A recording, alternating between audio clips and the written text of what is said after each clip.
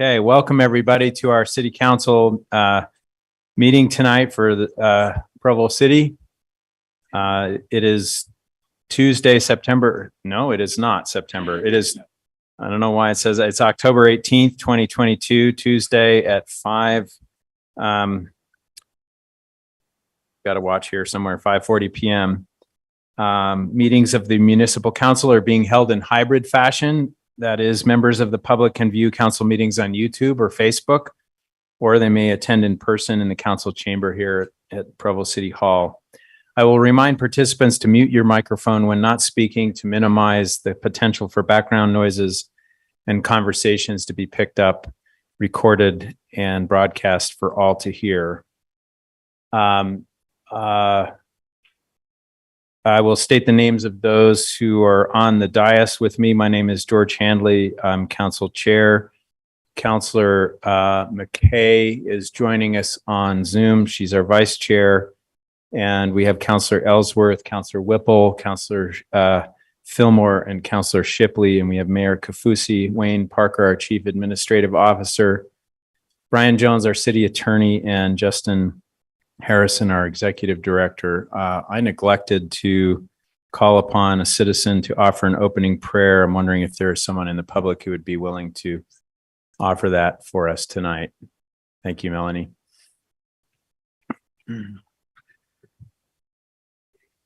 Our dear Heavenly Father, we are grateful for the many blessings that thou hast given to our community. We're thankful for these good people who serve and pray that we'll bless them for their service. We're thankful for those who are employed and who work on our behalf, and pray that they will be blessed for their efforts. Heavenly Father, in the world that's in so much turmoil and trouble right now, we pray for thy blessings, for thy guidance and direction, for spirit of harmony and peace on our community. We pray that those who are leading us may be guided by thee to make good choices. We ask thee for thy blessings on our city here, that we may continue to enjoy the peace and safety and health that thou hast blessed us with so abundantly. We pray for these blessings, Father, and for thy help in all that we do. In the name of Jesus Christ, amen. Amen. Thank you. Pledge of Allegiance will be provided by Councilor Hoban. Please join us.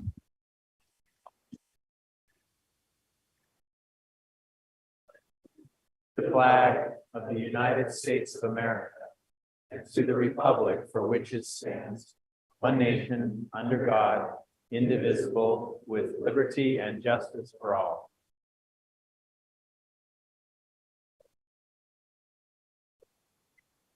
As indicated on the screen, a required public hearing will be held for certain agenda items prior to council action. After each such item has been presented, time to comment will be provided for all those who wish to speak. For items that do not require a public hearing, public comment will still be taken following presentation of that item, but will be limited to 10 minutes. At this time, up to 15 minutes have been set aside for an open public comment period, which is intended to allow comment on matters that do not appear on the agenda. Persons who speak during this time to an item that is on the agenda will not normally be afforded a second opportunity to speak during the comment period specific to that item. During any public comment period, each speaker will generally be limited to 2 minutes. Due to noticing requirements, no formal action will be taken in this meeting on matters that do not appear on the agenda. Those with comments are invited to approach the podium. To assist our city recorder, we ask those commenting in person and virtually to begin your comment by stating your name and city of residence. Those participating on Zoom will need to use the raise hand feature to indicate they wish to comment. The chair may alternate between in-person and online commenters. You will have 2 minutes to speak. So at this time, if there's anybody who'd like to come forward to make a comment on any item not on the agenda, please come forward. Thank you. Melanie McCord. I want to talk to you a little bit about earmarking. This is a right that the council has, and I think that you've gotten a really good indication of the kind of policy making you can do by allocating money with the ARPA funds. There is an item that needs to be added to your list. I saw that in the presentation that was done during work session, the proposal for $5.5 to $6 million on sidewalk repair. You said that that's been taken off. The council's not going to fund it. Thank you. Thank you. The policy was for many years that no regular maintenance and operation ever be funded by windfall monies that came into the council. That needs to be included in a regular capital improvement budget. So thanks for not repairing sidewalks with federal money. Thank you. But there is a project that has been on the works in Provo City Parks for 25 years or longer. It's desperately needed. And it keeps getting moved back further and further and further. So my proposal to you tonight is that you take $50,000 from each of the allocations for for the Slate Canyon Park, for Rock Canyon Park, and for the new regional park, for a total of $150,000. And that be used to get a completed design for soccer fields for Bicentennial Park. That land has been sitting vacant. City owns it. It's flat. It's got access to infrastructure and roads. But the plan that was done and completed many years ago by Roger Thomas for about $56,000, it was for baseball fields. That's not what's needed now. My grandkids are in sports programs at Provo City. We drive to Pleasant Grove to get field time. Your regional park is going on, and that's going to be great. But I'm not asking for you to fund. Can I have a few more seconds, please? Sure. I'm not asking for you to fund out of this ARPA money Bicentennial, the development of those, but the plan for those. That by putting $150,000 towards a complete engineered drawing, you have a shovel-ready project. And if at any time any money comes in, and that would include earmarking funds from the sale of Buckley Draw, that when that money comes in, you've got a project ready to go. That it's been designed, that you've had public meetings to say where the bathrooms need to go, where the parking lots need to go, where the lights need to go, and so that you've got a shovel-ready project. And that's my proposal. Thank you. Now, I have put that in on our Provo, which is my Facebook page. It's got about 2,500 members, but expect some phone calls. Okay. If I've learned anything in my 25 years, is I know how to make a fuss. And I want to remind you that I did find the money for the Spring Creek Park by doing just exactly this, coming to the council, asking for it, and then getting every single person I know to call the council. I want that $150,000. Thanks. Thank you.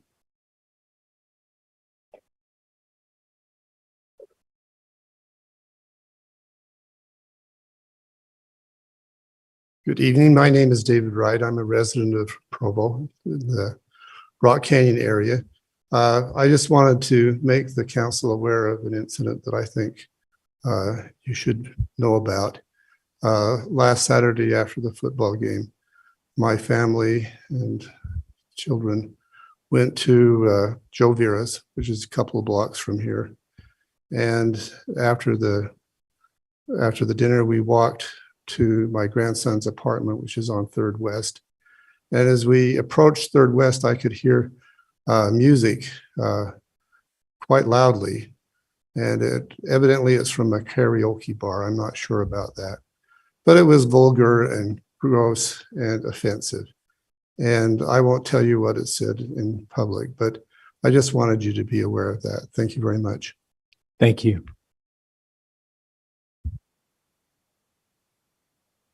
Anybody else from the public who'd like to make a public comment? All right, thank you so much.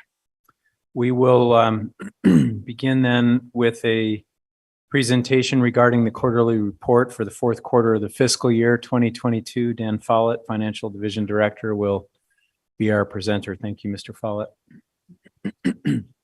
Thank you, Council Chair Hanley and Municipal Council. This is the quarterly report for the 4th quarter of fiscal year 2022. The city is on a fiscal year that ends June 30th, 2022. And so this is the 4th quarter. I will mention that these numbers are summary information and they are unaudited numbers. There's a number of comparisons in here, year-over-year information and 5-year comparisons for each of the funds that we'll briefly cover.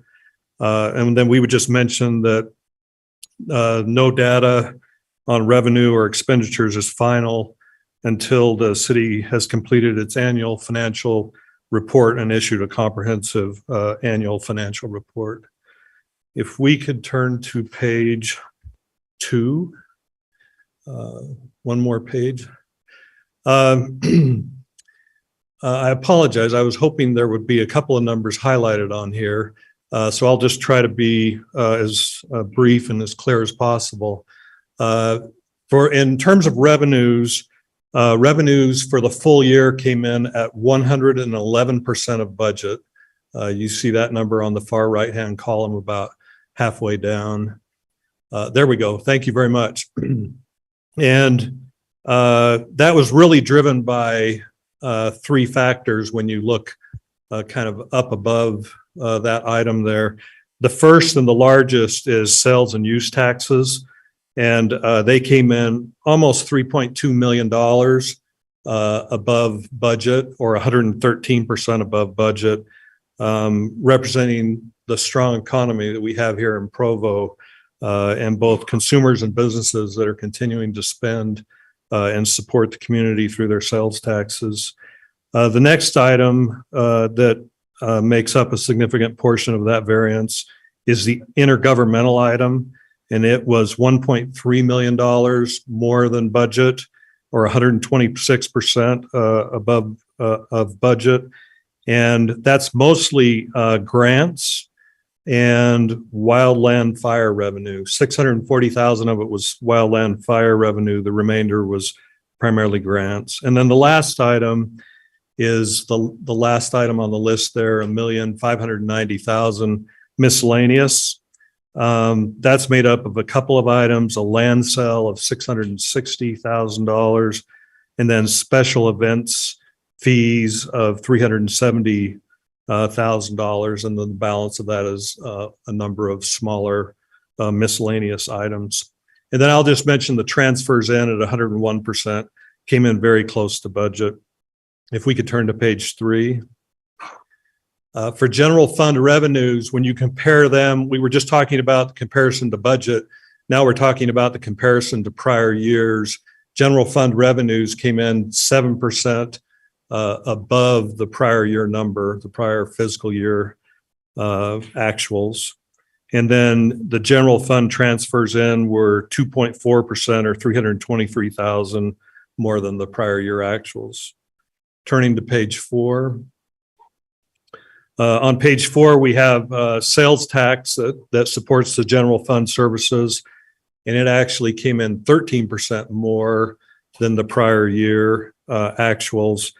And the Recreation, Arts, and Parks tax, or RAP tax, as it's sometimes referred to, was 18% above prior year. Turning to page 5. We actually saw a little bit of a reduction in development services fees. They went down 17% on a year-over-year basis. And in talking to the director of development services, the number of development applications, they've seen a slowdown in the number of development applications. We both believe that's due to the higher interest rate environment related to homes and projects. So there's been a little bit of a slowdown there. And then parks and recreation fees were 11% higher on a year-over-year basis. Turning to page 6, looking at the Justice Court total revenues, they were down slightly, 5% on a year-over-year basis. You can see for the past 3 years, they've been a little bit lower. And in talking to the Justice Court, they feel like a lot of that has really been due to the COVID environment and some of the impacts that have been placed on the courts in terms of how they can conduct business remotely and close down somewhat for some period of time. But they were down 5% year over year. Turning to page 7, this is just a detailed summary of both revenues and expenditures and transfers in and out. Turning to page 8, This is, the highlighted number there is about $2.6 million. These are the general fund budget appropriations that were approved by the council throughout the year, and that's the detail of those appropriations there. And then the innovation fund just shows the amount of the original award and what's been spent so far and the balance remaining for each of the projects that were awarded innovation fund revenues. Turning to page 9, the library came in at 100% of budget on their revenues. There were really no significant variances there. Turning to page 10, we saw some significant improvement in golf revenues. They were up 30% from the prior year. So there's increased activity that we're seeing at the golf course, and that's translating into increased revenues. Turning to page 11, we actually saw a 7% decrease in water revenues on a year-over-year basis, and that was due to less water usage throughout the city. And one of the things I would note is that Public Works indicated that in August of 2021, which again, we're on a fiscal year, so that's part of this fiscal year, the water usage in Provo was the lowest that it had ever been in the past 20 years. And so that had an impact on revenues for the year and for water. Turning to page 12, this is wastewater operating revenues. They increased 13% on a year-over-year basis. Turning to page 13, energy came in very close to plan and prior year on their numbers. They were up about 2.4% versus prior year. Turning to page 14, which is the airport. The revenues there were 8% better than the prior year. We anticipate we'll continue to see significant growth in that area as the airport has expanded and the new terminal is open now. Turning to page 15, sanitation was 2.6% above the prior year in terms of their revenues. Page 16, storm drain was 1.2% above the prior year, fairly consistent. And then transportation utility came in right on plan and very consistent with prior year, which is what you would expect for the way that that fee is charged. Does the council have any questions that I could address? Thank you. Any questions? Mr. Follett? You're hoping. Probably the wrong guy to ask, but I'm wondering why the water usage was so low this last year. Well, they said, when I spoke with Public Works about it, they said in August of 2021, it was a very wet August. And that's normally one of the highest usage months with outdoor watering, et cetera. And because of that, they felt like it came in lower primarily because of that month. And then I'm not sure we're able to measure it, but I would imagine that some conservation efforts impacted the revenues too in terms of the usage. Okay, thank you. Yep. Well, we need to not do conservation, then we need the revenue. I'm joking. Counselor Ellsworth. I was just going to refute that, but keep going. Okay. Any other comments or questions? Counselor Whipple. So on things where we brought in more money than anticipated, like sales tax or RAP tax or things like that, is that mostly because we were really conservative in doing our budget estimates? It could be, it's a combination of both, I would say. We are conservative when we do our budgeting and our estimates for budgeting, particularly when it comes to revenue. And then the actuals, where they increased on a year-over-year basis, I think just represent the strength of the economy and the vibrancy of the economy in Provo. So, yeah. Thank you. And the other thing I would mention is we do receive sales tax revenue from online sales. And so that even throughout the pandemic, that was very helpful to the city in terms of revenues. Mr. Fillmore. Yes, thank you for your report. wonder if you'd be brave enough to hazard some projections for this current fiscal year. Well, so far, I won't go too far out on a limb. I'll put it that way. But the months that we have seen results on sales tax so far in the new fiscal year, we continue to see year-over-year increases, and we continue to come in on or better than budget. We had 1 month last year where the sales tax number came in less than budget, and we were concerned about maybe that we were seeing a slowdown in the local economy.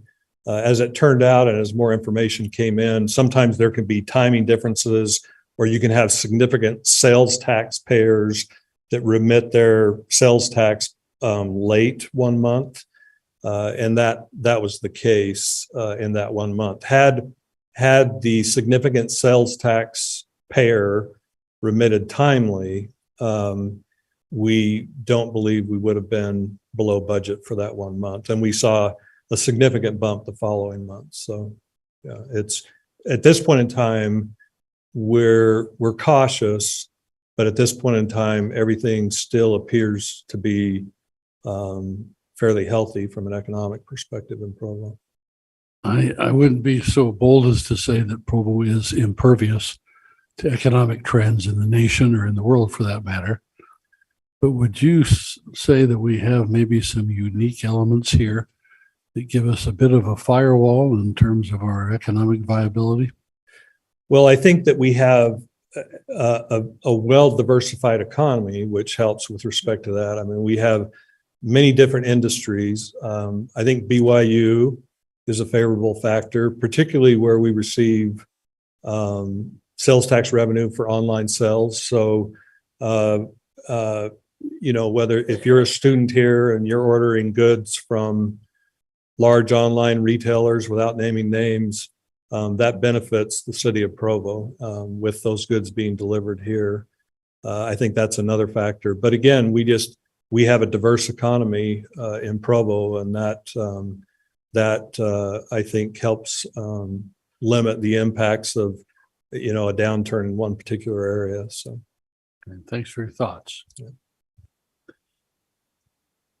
All right. Thank you so much, Mr. Fowler. Okay, Appreciate thank you. the report. Yes. It's very informative, very helpful. Okay, we will turn to our action agenda, item number 2, which is an implied motion on an ordinance adjusting the common boundary between Provo and Springville at a location approximately 900 feet west of the intersection of State Street and 1400 North in Springville in order to facilitate construction of a road. Said adjustment will move the existing boundary approximately 70 feet west of the existing location. This will be presented by Dixon Holmes, our Assistant CAO.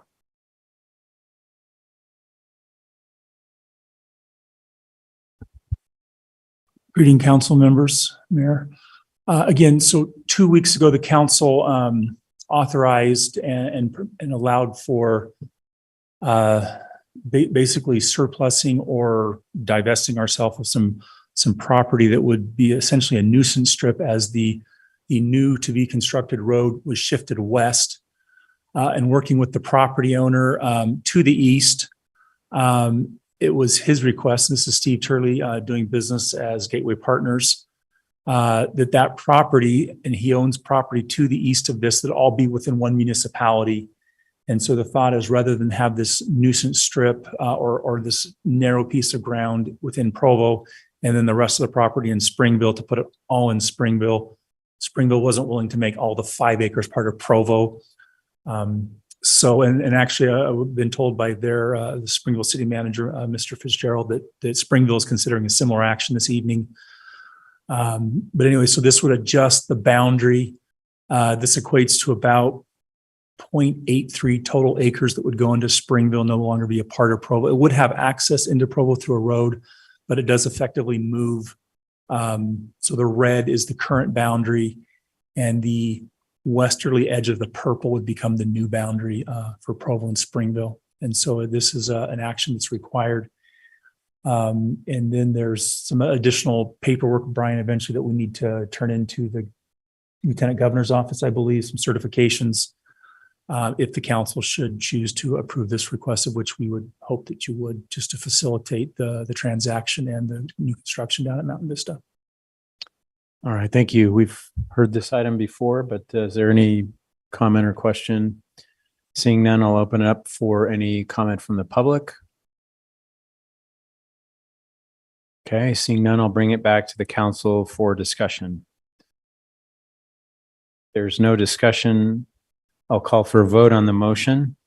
I will begin with myself. I will vote yes. Vice Chair McKay.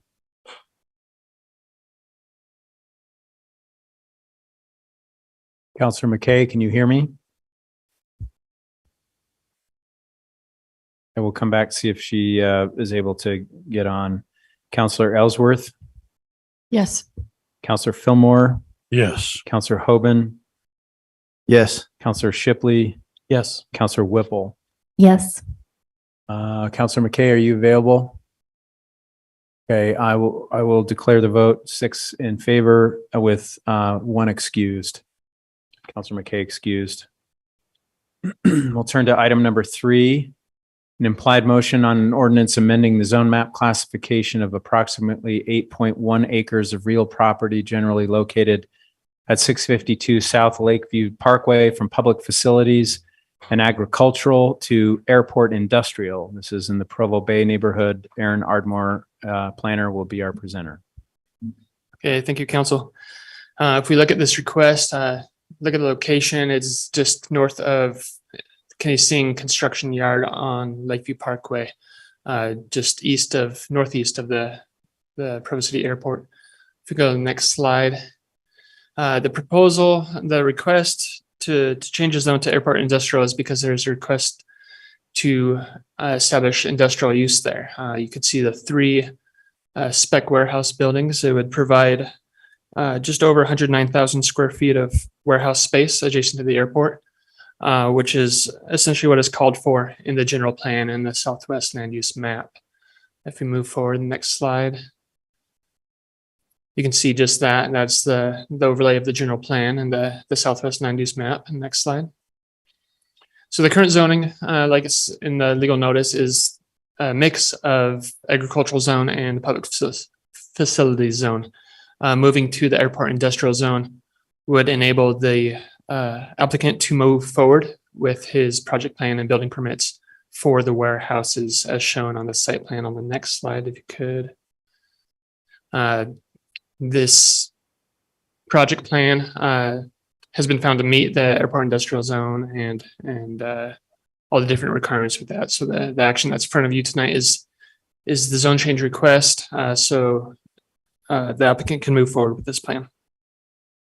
Thank you. Any questions for Mr. Ardmore?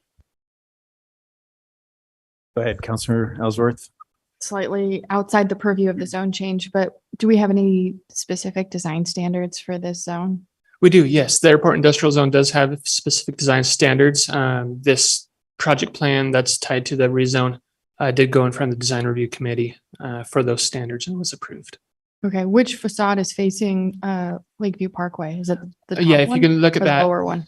Yeah, if the west elevation there, the second one down, Oh, that's a west. Okay, that's going to face Lakeview Parkway. So the person doors, okay. it gives a nice front face to the property, we believe. Yeah, it's just something I think about as the airport is definitely a gateway to the community. So Right. thanks. Any other questions? Okay, thank you. I'll open this up for any public comment.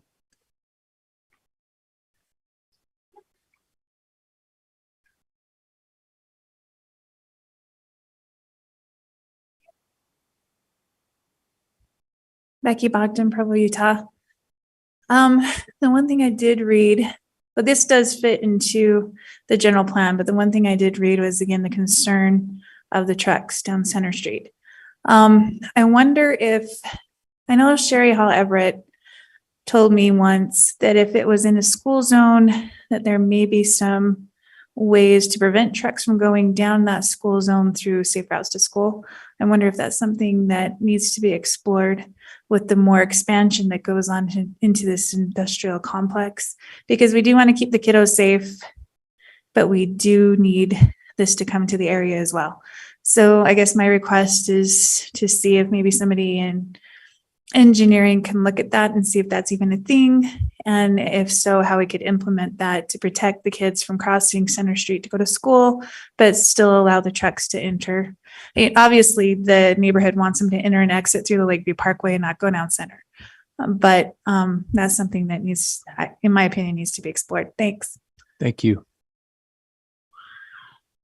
Is there any other comment from the public on this item? Okay, I'll bring it back to the council for discussion. Discussion of this item. This is the first time this item has been heard. So does any council member desire to consider this item again at the next council meeting?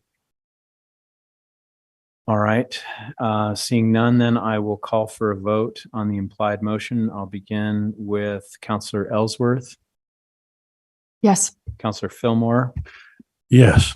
Councillor Whipple, Yes. Councillor Shipley, Yes. Councillor Hoban, Yes. Vice Chair McKay, Yes. and I will vote yes. That is unanimous. We will turn to item number 4, an ordinance amending Provo City Code Title 14 for all references of the sign code. Javin Weaver will be our presenter.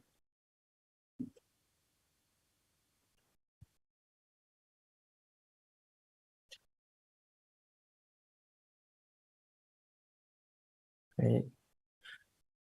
So we are primarily just shifting any reference of sign code, all to be housed within chapter 14.38.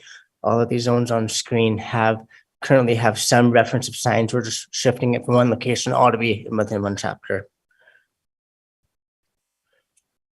And this will be how they'll be laid out within that chapter as they're shifted into it. This includes the CMU zone, so there will be code for that for each zone.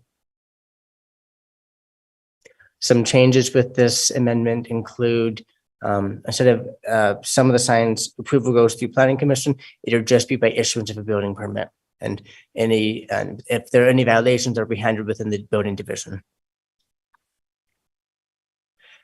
Another change is if a sign is to be in these zones on the screen, that if it's a historic sign, that the Landmarks Commission would need to have approval of it rather than Planning Commission. And last, as the MP zone, as it shifted into 1438, we are removing the part that Planning Commission will name the streets within that zone. Are there any questions for staff? Any questions for Mr. Weaver? Okay, seeing no questions, I'll open up for any public comment. Anyone in the chambers who'd like to make a comment? There's no one online. Okay, seeing no comment, I'll bring it back to the council for discussion. Any council member desire to hear this item again at the next council meeting, since this is the first time? Mr. Ellsworth? I don't really have a comment, just for the edification of the public. We've reviewed these in a prior meeting, so we're not just blindly passing legislation. Yeah, thank you. Okay, seeing no discussion, I'll call for a vote on the implied motion. I'll begin with Councillor Fillmore. Yes. Councillor Whipple, Yes. Councillor Shipley, Yes. Councillor Hoban. Yes. I, George Hanley, will vote yes. Vice Chair McKay, Yes. Councillor Ellsworth. Yes. That vote is unanimous. We'll turn to item number 5, an ordinance amending Provo City Code regarding required parking stall widths next to walls or columns. This is to be presented by Javin Weaver again. All right, with all of the development we've had in downtown and we have in the city, we saw that it was a time for staff to look at our code to see if it's right or not, and what improvements we can make within parking structures. This is a section of code from our parking code and discussing where columns should be and where walls should be within parking garages for subgrade or above grade parking structures. We saw we could make some adjustments for this. Ultimately, you want to be able to park your car safely in a stall without hitting a column and be able to open the door. And with these adjustments, you're able to, you can reduce the width of a stall. Rather than being 9.5 feet, it can be 8.5 feet, assuming you put your column in the right spot. So I took a Jeep around and drove around to different places to get some good examples and bad examples. On the left, we want parking spaces to be free of obstructions. On the right, we want to make sure that they're wider so you can open your doors. On the left, for example, you want to have a hammerhead there so you can back out. On the right shows accessing that area in the room. If you have two cars there, it could be difficult.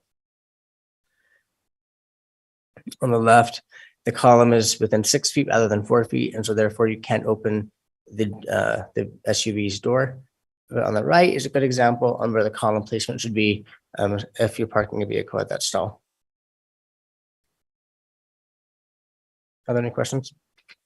Any questions for Mr. Weaver? Okay, I'll open this also up for any public comment.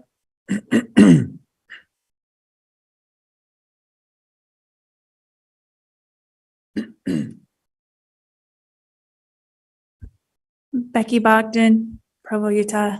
As someone that drives a really big car, I would appreciate a bigger parking spot, something like that. Either that or leave those for the bicycle parking or the motorcycle parking, because it is hard. Thank you.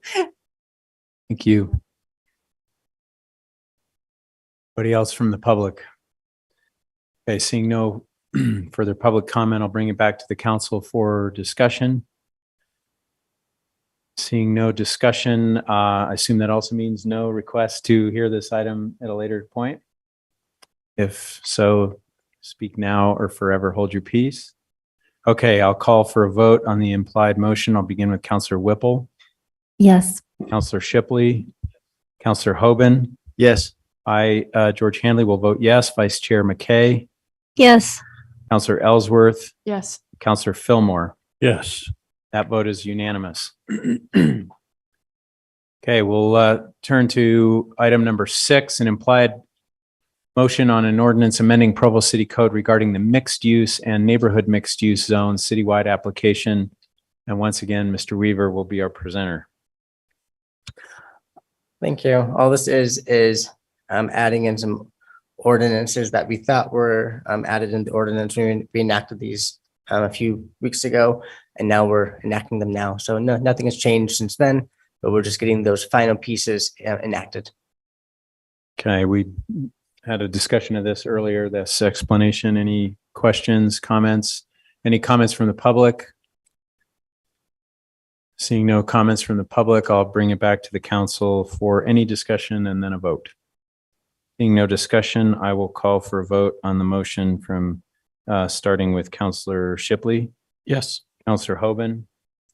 Yes. George Handley will vote yes. Vice Chair McKay. Yes. Councillor Ellsworth. Yes. Councillor Fillmore. Yes. Councillor Whipple. Yes. Okay, that vote is also unanimous. All right, I'm pretty sure this next item is going to go as quickly as all those others. That was heavy sarcasm. Oh, I'm trying to lighten up the mood a little bit. Okay. Item number 7, an implied motion on an ordinance amending Provo City Code regarding accessory dwelling units. This has citywide application. This will be presented by Malia Daly, policy analyst.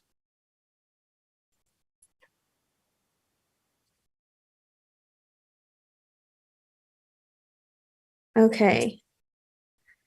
So in work meeting, we discussed this and answered a couple questions. So I'm just gonna briefly go over those, and then I'll explain how the housing committee chose to write the ordinance to hopefully help ease the votes of each individual amendment better this time. So these questions were brought up just for those watching or those that have come to this night meeting and weren't listening to the work meeting. The council originally heard these last meeting, which was October 4th, which was the first hearing after the Planning Commission. They had a number of questions about implications of ADUs, but then also the ordinance itself. And so those questions revolved around parking, HOA, or zone-specific exclusions that we can include within the ordinance, minimum lot sizes, and then some language clarifications on the third pathway amendment. So we went over those during work meeting. And then now I'll turn to the proposed amendments themselves and kind of explain how the ordinance is written out. So the ordinance, if you can see, has three parts to it. And we split those for Amendment 1, Amendment 2, and Amendment 3. And so these are the three proposed changes to Chapter 1430. The first is Exhibit A. So this is the West Side residential permitted use. And then 2 is the occupancy limit increase from 2 to 3. Adults living within the ADU, and then Amendment 3 is the petition pathway. So, Chair, I will let you lead this discussion how you would like. But before public comment, that's all I have to really present. As far as the ordinance goes, I feel like we had a pretty good discussion, work meeting and last council meeting. But if there's anything else before we turn to public comment, I'll be happy to expand on that. Thank you. Yeah, I'll just say for the sake of the public, we spent over an hour earlier today discussing this in some detail. Work sessions are often sort of intended to be kind of nuts and bolts kinds of questions and issues. And we may continue some of that discussion this evening, but just so if you're not aware of what was the content of that conversation, that is available for anyone who wants to go back and view it. Any questions for Malia? Councilor Ellsworth? I don't know if this is a question for staff. It's probably better suited for someone who's on the housing committee, but I raised a question earlier about if your immediate neighbor is multifamily apartment complex and perhaps the whole complex is owned by an owner, an investment group in a different state or in this state, even in this city, how would you get a hold of them for the signatures? And then similarly, even if it's just a single family home, but it's rented out, how do you get a hold of the owner? How are we going to work through that process? Was that addressed with the committee? And did you find a good solution? Councilor Shipley? Yeah, and I'll let, obviously the rest of the committee can speak to this as well, but my understanding was that planning staff would help an individual applicant to ascertain ownership for adjacent properties. That's not to say it won't be challenging in some cases to have an owner respond, right? I mean, and that might be the case even if you had a neighbor, right, that's their non-investor property or a non-rental property. But the point is they would have help in identifying who owners are. And then, it is a process to try to get those individuals to respond. It's not perfect. Yeah, I think that the staff probably has the county assessor data, which is public information. So I can look up who owns a complex or an individual house, but it doesn't give you an email address. It doesn't give you necessarily a mailing address or a phone number. So it seems like this is going to get messy quickly. Councilor Whipple? One other thing that I'll add is that this is part of the reason there's a requirement to just have 66% of the adjacent property owners, anticipating that you may not be able to find everybody. And so that would be in that 33% that you don't have a signature for. So it does mean that you need to get more of your other neighbors to sign on to it, if that makes sense. But the idea is built in so you don't have to have everyone's signature. So if you can't find one of your neighbors, then that should not be a fatal flaw to your project.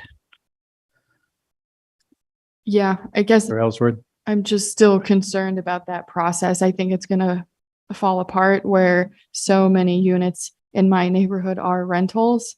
And remind me, is it 66% signatures period or 66% in favor? Of the adjacent property owners, you need to have 66% of those owners say that they're in favor. Okay, yeah, so let's say that those people who are in favor of my hypothetical ADU, not me personally, I don't need one, but are the people I can't get a hold of. Like you understand where I'm going. It's not a great process. I just wondered if there were answers out there from the housing committee. Counselor Shipley. The answer is it's not perfect. It's a route. And the other answer is we looked at this and knowing that it could get messy in certain circumstances is that that individual still has the ability to come before the council, right? So this is a process, a staff process through administration to try to streamline, these one-off properties. But in this circumstance where you can't get response from neighbors, you would still be able to come and petition for a property change, a zone change. On that line, let's make sure that the cost is the same for both processes, so no one's disadvantaged. There are questions for Bailey. George. Yeah. Council Chair Hanley. Yes. Sorry. I did have, you had asked me a question during work meeting and I found part of an answer during the break. Just asked about how often or how widespread ADUs are in the cities where it is allowed and more widespread than it is in Provo. So Provo right now, according to the Moderate Income Housing Report that we just passed the end of September, there's 440 ADUs. Orem, where is citywide, on their books, they have 727. And then in Salt Lake, I couldn't find a comprehensive number, but I did find how many permits that they're allowing every year for new ADUs. And in the past 4 years, it has ranged from 27 to 34 per year, additional adding. Okay. That's helpful. So 400 in Provo with our current allowance, and Orem is citywide. Orem is citywide and they're at 727. Okay. Thank you. Okay, so if there's no more questions for Malia, we'll open this up then for public comment. Please state your name and city of residence, and you'll have 2 minutes to speak.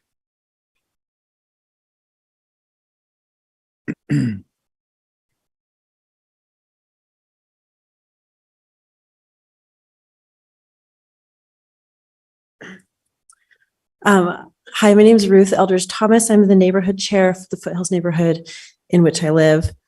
I'm here to make an impassioned plea to vote yes for the allowing of ADUs, even in this process way. This is a clear and present concern for our neighborhood. I wrote to several of you saying that of the 50 homes that I surveyed over the past few months in our neighborhood, only 30 of them are owner occupied and 29 of them signed a petition to say, please allow ADUs. The one that didn't sign was an abstention or an excuse, I guess an excusal, because I haven't been able to contact them over the past year. These homeowners represent houses ranging from 1,100 to 5,400 square feet. Almost every single one of them are longtime Provo residents. They represented a variety. And I should say that they range from single owner, single occupants to families of 7 and 8 people, and that the owners with teenagers in the homes were the ones that were most excited about having ADUs. In the interest of time, I won't go through all of the reasons, but there were many and varied. Past what you might consider political or other demographic concerns. It concerns safety, having higher density being a good thing and being able to do it on our terms because of its inevitability. And frankly, the ability for people of my generation to be able to afford homes when the difference between a salary and the price of a home is higher than it ever has been in recent history. The clearest issue for me, though, is that if we don't do this now, 2 families in my neighborhood have said that they will leave the neighborhood. This will take half of the children out of our neighborhood within a year. There's also one other home that hasn't been able to be sold because it's simply priced out of a Provo resident's neighborhood. So again, I ask you to please consider this bill and many more in the future that will make ADUs easier for our residents to have. I think she Thank could you. have another minute. Don't neighborhood chairs get 3? Well, we'd have to, this is not specific to any particular, Oh, okay. but thank you. Please go ahead. Dave Lewis, I'm a Provo resident. So I'm in support of the ADU, but I'm concerned that I have a neighbor who gets to decide if I can do an ADU. Am I understand that correctly? It depends on where you live. So if you're on the west side, it would be approved. If you're in an No matter over, what my neighbor says. Yes. if you're primary residential on the west side, you would have the ability to have an ADU. The rest of the city, it would depend on the neighbors. So there are zones already that have approval. But yes, if it's not approved in those zones already, they would have to go through a process. Okay. Yeah. Thanks.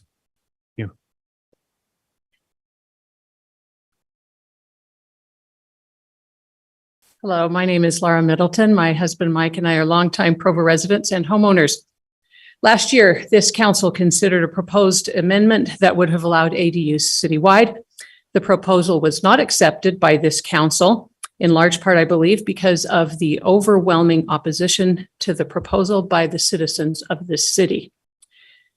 Yet, here we are. You are again considering a proposal that would allow ADUs in every corner of this city. I would like to address each of the proposed amendments the council is considering tonight. First, changing the number of adults who can live in an ADU from 2 to 3. The stated purpose of ADUs in the Provo Code is to encourage promotion of an environment for family life.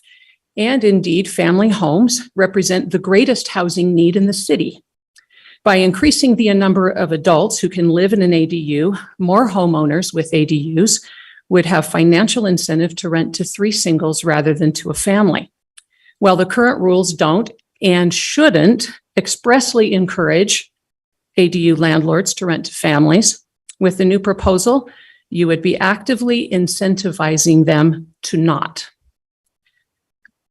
Second, allowing ADUs west of I-15. Why is this even under consideration? Have the residents from these neighborhoods asked for this? The suggestion that the proposed amendment has anything to do with state law is disingenuous. The city is in compliance. You don't need to throw the west side under the bus. Third, allowing neighbor-approved overlays. The proposal to allow ADUs in single-family neighborhoods by procuring the approval of immediate neighbors is an incredibly flawed and short-sighted idea. First, the impact of ADUs in a neighborhood goes far beyond those who live adjacent to an ADU, yet the other neighbors a little further up the street have no say in the matter. Second, there is no provision for the voting neighbors to change their mind if the outcome is undesirable or new neighbors move in. And third, like a camel's nose in a tent, this would only move in one direction, and it's a direction that most Provo citizens still do not favor. Please vote against these amendments. Thank you.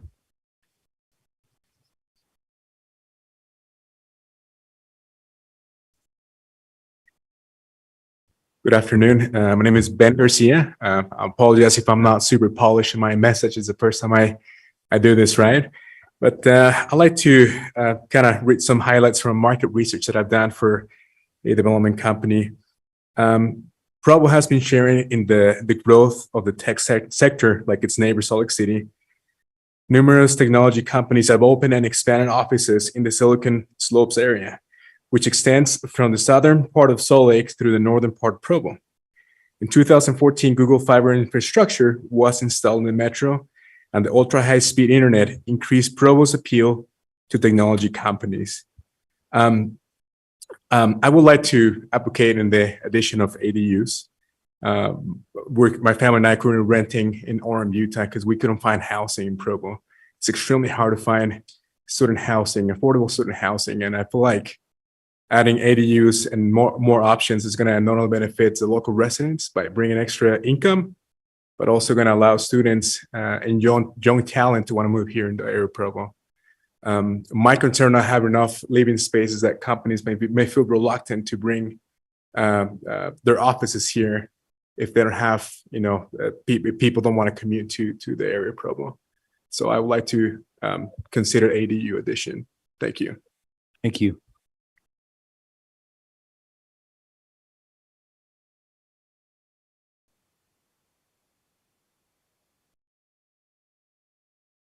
Good evening. My name is Jana Garrett. I'm a longtime Provo resident, and I've been asked to read a letter written by my neighbors, Dave and Linda Magleby. They express my opinions as well. Dear Mayor Kaufusi and Provo City Council, it is my understanding that the City Council will consider and possibly vote tonight on a change in zoning laws in Provo that would encourage widespread use of auxiliary dwelling units, ADUs. Such a change was considered in December and the council did not proceed. During that period, many in our neighborhood expressed a strong desire to retain current zoning laws regarding ADUs. The views of our constituents have not changed, of these constituents. Further evidence that residents of the city prefer current zoning provisions is the survey you commissioned, which was conducted by Y2 Analytics. I've carefully reviewed this survey discussed at your work meeting on July 12, 2022. Two of the principal owners of Y2 Analytics are my BYU colleagues, Kelly Pedersen and Quinn Monson. Their study clearly shows that the changes you are considering are inconsistent with Provo public opinion. For example, when Provo residents were asked about housing and development needs in Provo, 39% said single-family homes with large yards, roughly twice as many as said accessory dwelling units, 22%, with 5 other housing opinions ranking higher than ADUs. The percent ranking single-family homes is even higher in District 4. In no districts were ADUs ranked as the preferred way to address housing issues. I don't know how much the city paid Y2 for this study, but it seems wasteful to me to commission such a study and then so clearly disregard the clear conclusions. Is it the council does not care what the constituents want? There are many ambiguities in the proposal being considered. One is that property owners may not proceed if immediate neighbors object. What is an immediate neighbor? The impact of ADUs is felt by more than immediate neighbors in terms of parking, traffic, safety, and other considerations. There are other important reasons not to proceed with this change. One is that once you take this action, it will effectively not be reversible. There will be no going back to single-family neighborhoods, and it's hard not to conclude that this is the agenda of at least some on the council. Please do not make this change. Sincerely, Dave and Linda Magleby. Thank you.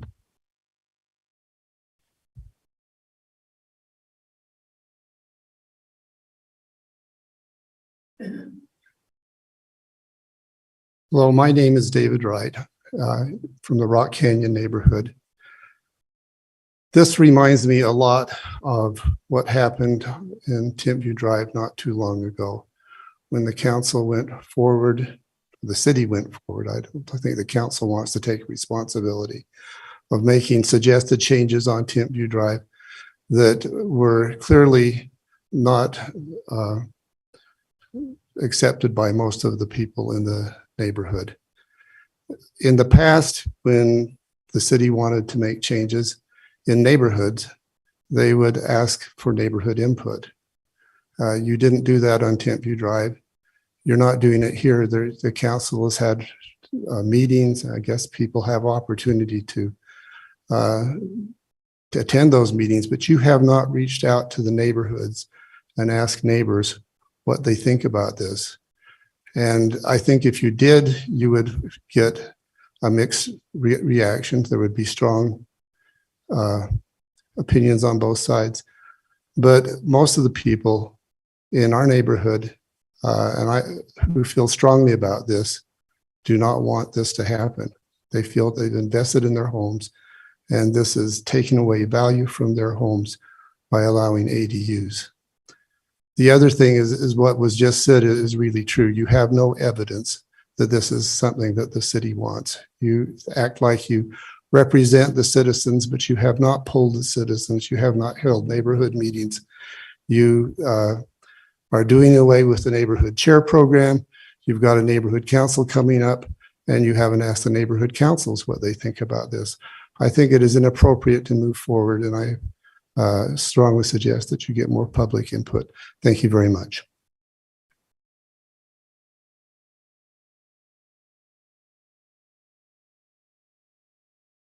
Hello, I'm a Provo resident and I have an apartment in my house, which makes it affordable for someone of my generation to live there. And the only people that we rent it out to are married students who contribute to the vitality of the neighborhood where they participate. And I have 2 kids. I'm married.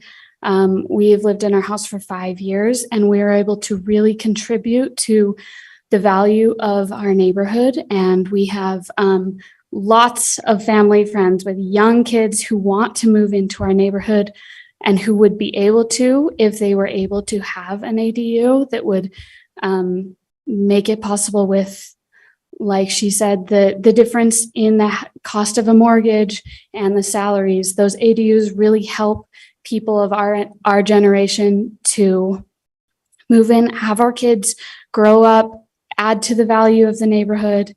And everyone in my neighborhood is really anxious for that to be able to happen, for us to be able to have these legal ADUs. And we do have a lot of investor-owned homes in our neighborhood that it would be hard to contact them to get approval for ADUs.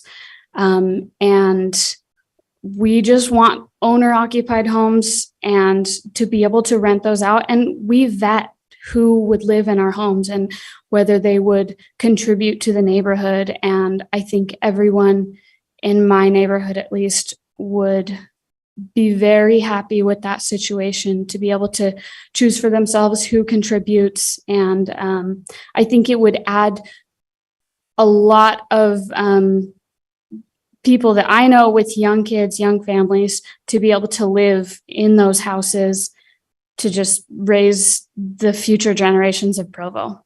Thank you. Thank you. If you Wait, mind didn't just get her holding name. on one second. I have a caller who would like to make a comment and I just haven't. We didn't So- get her name. Yeah, could you state your name, Ms. Janessa? What's your last name? Smith. Janessa Smith.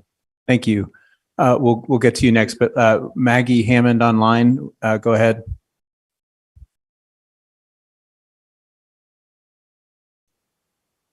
What is it? Star 6, star 9, which is to allow her to talk. Okay, I think I'm unmuted now. Can you hear me? Yes, we can. Go ahead. Thank you. I apologize, I can't be there in person. My name is Maggie Hammond. I'm a resident in Provo, and I would like to speak strongly in favor of the ADU, the proposed changes.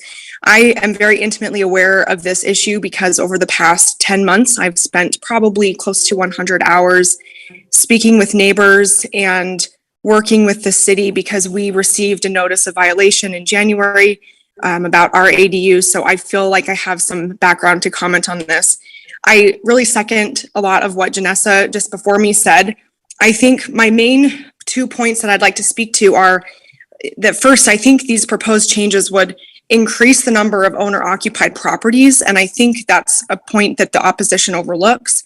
And the second is this idea that ADUs would take away value. I just really call into question the validity of that argument.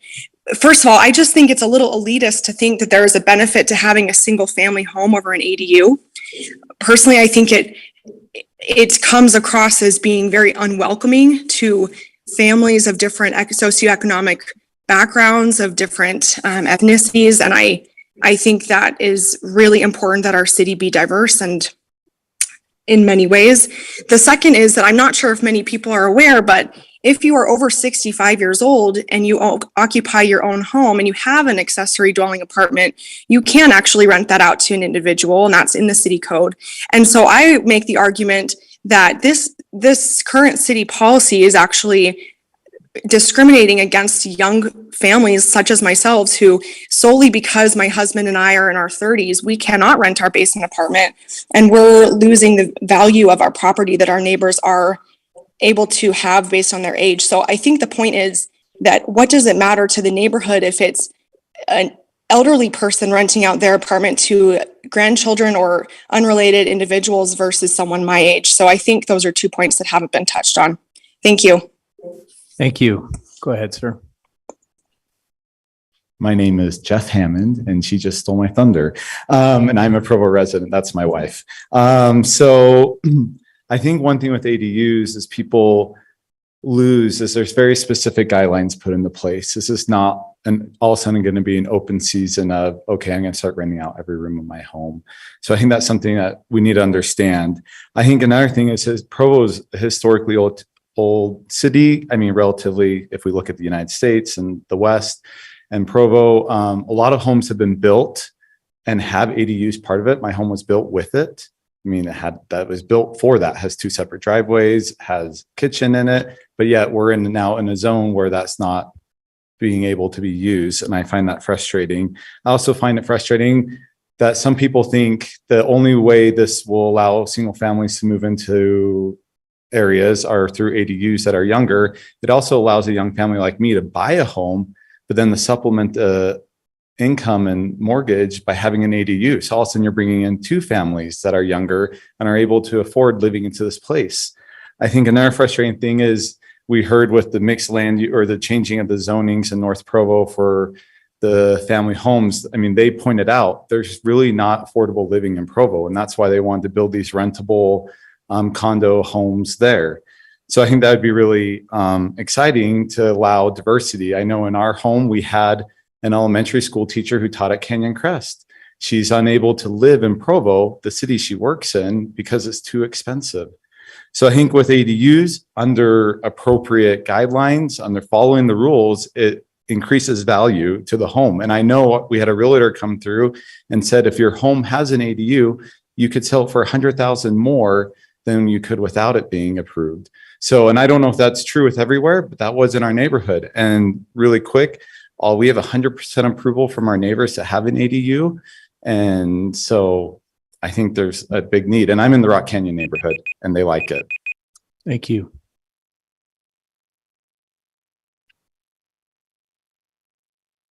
Name is Paul Taysom, a resident of Provo. We had a home next door that used to be rented, and sometimes I the 2 families against the ADU ordinances of the time. And I remember all the hard feelings that came out of having to evict people from those homes and things like that.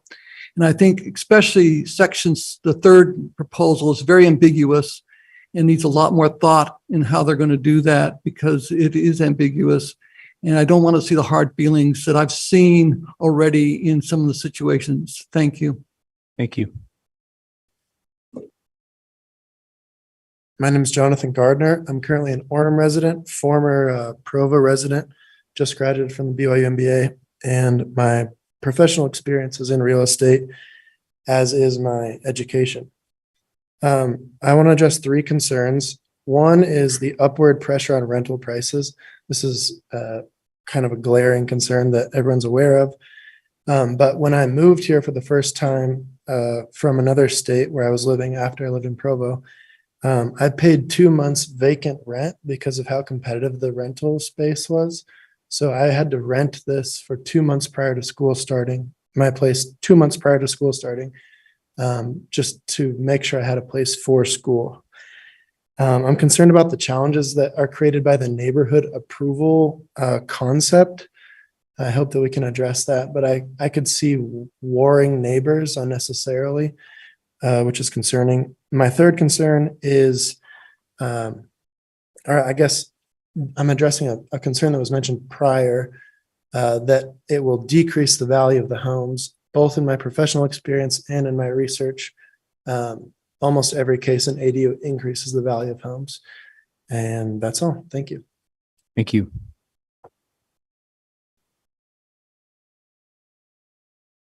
I'm Tom Peterson. I'm a resident of Vineyard. I lived in Oak Hills in Provo for 11 years and moved so that I could have an ADU. I could not afford the home that I wanted in Provo. I lived in Matt Holland's house in Oak Hills for 11 years. I was George Hanley's neighbor. And I needed a place where I could generate rent to be able to support the mortgages that I wanted to on the house that I had. I teach commercial real estate at BYU for the last 14 years. I had a career in real estate during 25 years.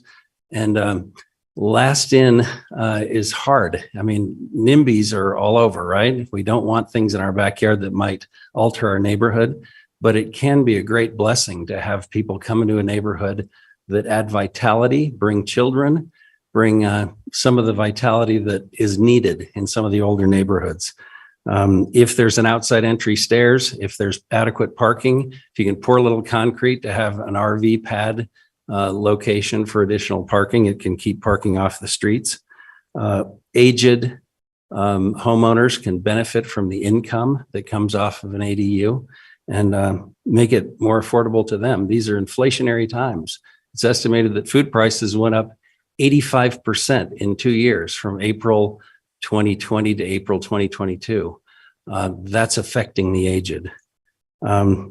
There's an estimate from Peter Linneman of Wharton School, real estate expert, that it will take 20 years to recover the needed housing that has been exploding. The need has exploded since 2008. And so we just don't have enough developers, don't have enough chance to build up. We don't have the land to build up for the need of single family detached housing. So ADUs can solve that problem. Thank you. Thank you.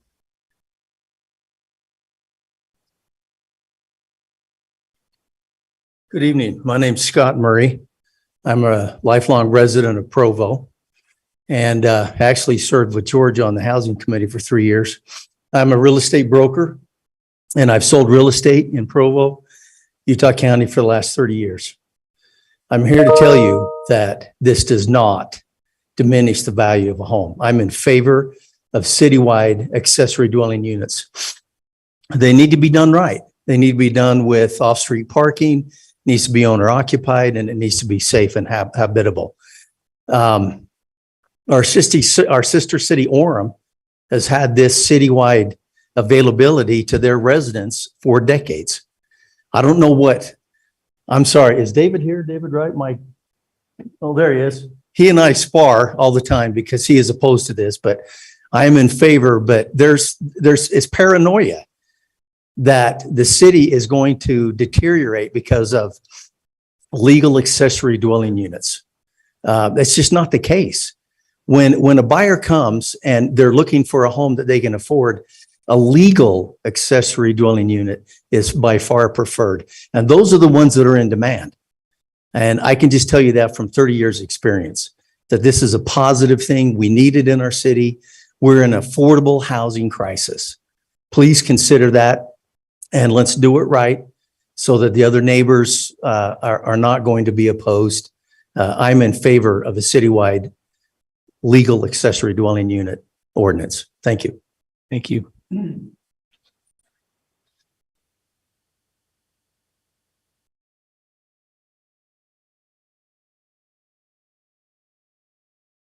My name is Sandra Shumway and I live in the Rock Canyon neighborhood. We bought our home in the 70s as a young family, and we were paying 9 1/4% interest.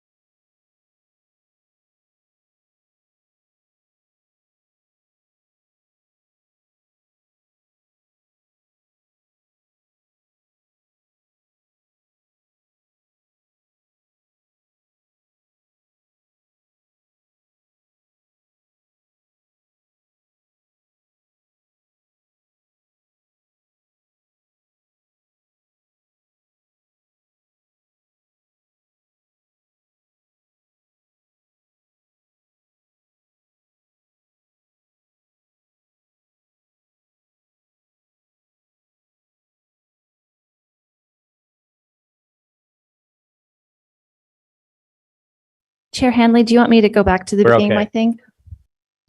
Whatever you're comfortable with, if you need to go back, that's fine. I don't know. We don't know exactly when you got cut off, so you might as well. All right.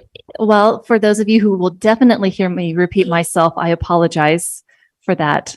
So what I was saying is that there is a persistent but false perception that the city does not enforce on zoning violations. And there are two main factors that lead into this perception.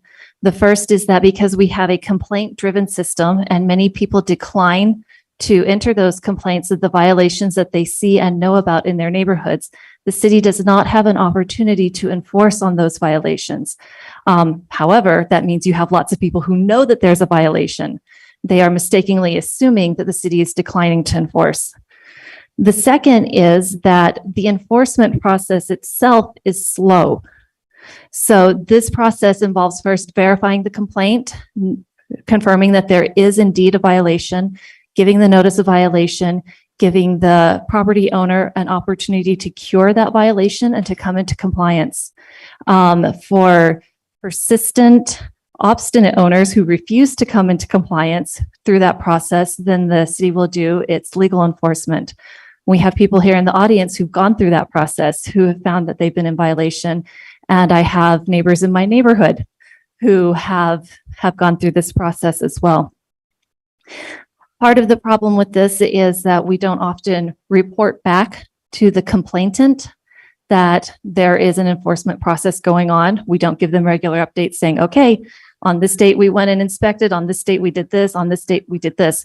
So that enforcement process ends up being invisible to most of the people in the neighborhood. If you have a slow, invisible process where you don't inform the neighbors that, yes, indeed, we are enforcing on this, then it can also feel like nothing is being done. So these two factors lead people to believe that there's no enforcement when actually there is quite aggressive enforcement of known violations of our zoning code. Some of these violations, as Ms. Shumway mentioned, can lead to hard feelings. I think somebody else mentioned that as well. I live in an area that allows ADUs, and one of our property owners moved to a bigger house that he built in Springville, and his house, which had a legal accessory dwelling unit, he decided to rent out to two families. And he is being enforced on. And he has accused one other neighbor of ratting him out. She did not, but he's not in compliance. And while we desperately need two families living in that house for our neighborhood, for the strength of our community, the only way we get that is if an owner is living in that house. And I will say, even though I have great regard for this former neighbor, as an absentee landlord, he's not as meticulous for his lawn and for the care of the property as he was when he was living there. And so it's entirely appropriate for the city to enforce on it. And I don't yet know if the resolution of that will be that he only rents it to one family, or if he decides to sell the house so that another family has the opportunity to do the accessory dwelling unit. But I say this so that you know that the city will enforce on it. And one of the clearest things for them to do on their enforcement is to verify the owner occupancy. That's a matter of public record, and they have those records. So the fears that by allowing an accessory dwelling unit use for houses, that would somehow turn them into duplexes that are only owned by investors, are unfounded. And our enforcement staff has assured us that they have the capacity to enforce on this. Probably the most devastating and radical thing that we could do as a city is actually report on all of the violations of our neighbors. This would be an incredibly destructive thing for us to do, to shred our fabric apart. But if we did that, we would see how much we rely on these rental units as a community. We would see how much they support us and how many of those people we regard as valuable neighbors, both the owners and the renters. We don't want to have a situation where we have to evict all of these families from those homes. That's why it's imperative that we create a path for compliance so that families like the Hammonds are able to continue to have an elementary school teacher living in their home. So those are my comments about enforcement. Thank you, Chair Handley. Thank you. Any other comments? I'll make a comment then, if that's okay. Just a couple of thoughts in response to these wonderful citizens who've come out tonight and provided their insights and feelings. We've received a number of emails, thoughtful approaches on both sides. I don't pretend this is a black and white issue, or that there's, you know, only pros on one side or only cons on the other. But I just, for a little background and history on our thinking about this. I mean, I've been on the council for 5 years. We've been talking on and off about this issue for quite some time, but it was the last council where we deliberated and voted on a citywide ordinance, which is not the same thing as what we're considering here tonight. And when that was defeated, if I know this because I was the one who said it, but we agreed as a council that we would commend to the Housing Committee to explore incremental approaches to ADUs in the city starting in January. So this is actually consistent with what we agreed upon. And we have taken a lot longer to do that than we thought. And that's also partly because we've been trying to be very careful, and we know that we've been having this discussion on and off, and we have heard from neighbors and neighborhoods for many months on this. So I'm confident, despite some feelings to the contrary, that we have done our due diligence in hearing from and reaching out to the city and listening to citizens. It was not the same council technically as it is now. There were two different members on the council now than there were then, but that's not a major issue, but just to point that out as well. And even though I've heard some people say tonight that we have no evidence, this is what the city wants. Mr. Maggleby's letter implied that because 39% of the city wanted single family homes, close to 25% wanted ADUs. That is not nobody. And that was the fourth most common type of housing that was mentioned in the city. We've heard from one neighborhood tonight where a unanimous vote was passed to want ADUs. I only want to clarify, I'm not trying to pick a fight on this point. I just want to clarify that there is a lot of support for ADUs in the city of Provo, and it is only one tool for helping with our housing crisis. We are building hundreds of single family homes in Provo, but it is almost impossible to build those homes under $600,000. That prices out virtually everybody under the age of 40. And that is not acceptable in my mind. And so this has been a proven tool to help people into homes to be able to afford their mortgages. And we don't have evidence that this is going to overrun neighborhoods. It hasn't happened in the neighborhoods in Provo where it has been allowed. I live in one of those neighborhoods, and it is a strong family neighborhood. And we have couples who live in our community and who provide the kind of vitality that was alluded to earlier tonight. So I understand these concerns, but I do not see ADUs and single family housing as mutually exclusive categories.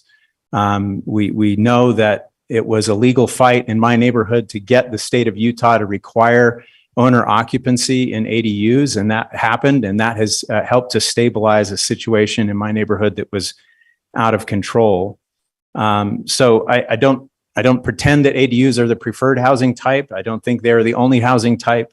I don't know why they have to be the top housing type for us to consider an incremental and a modest incremental approach. I think it's important that we keep in mind that we're talking about a process that on the one hand, people are saying is too onerous and other people are saying it's too easy. That probably tells me that we've maybe found a middle ground that is worth experimenting with, because we want to modestly increase accessibility to this in a way that we think is fair, so that we can provide that relief to people who need it. So I'm in support of these three amendments tonight, and I intend to vote in favor of them. I'll invite my fellow council members to make any further comments. Mr. Hoban? Well, been waiting a long time for this, and now I've decided it doesn't really matter because I think everybody's pretty much, we beat this to death, right? Like, and I'm never going to convince Councilor Whipple of my opinion, and vice versa. But I think there's some common ground there. But I think people just have different opinions on it. You know, it is what it is. I guess at a high level, I am supportive of ADUs, but on a practical level, I have struggles with them because I do think that they cause some issues when they turn into de facto duplexes and things like that. But we've talked through all this. I had like written out a point for point counterpoint, but you can't beat Counselor Whipple. She's an attorney, and I just, I've learned my lesson there. You don't mess with attorneys. And so I think I'll just say, I'll cut to the chase. So my concerns are, we've got a lot of undeveloped land on the west side.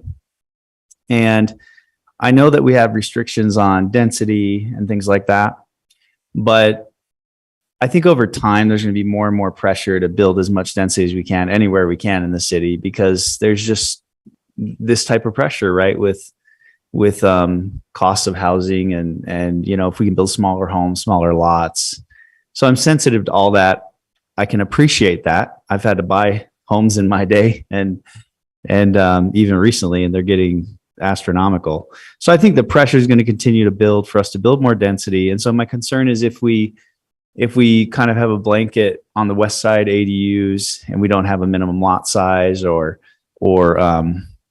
and there are a few zones that are restricting them, but in general, if we don't have, if we just kind of open it up, I worry about the undeveloped land, basically developers coming in with the mentality of, okay, well, I'm going to make this house, I'm going to build this house with an ADU, and then I can sell it for 100 or 200K more.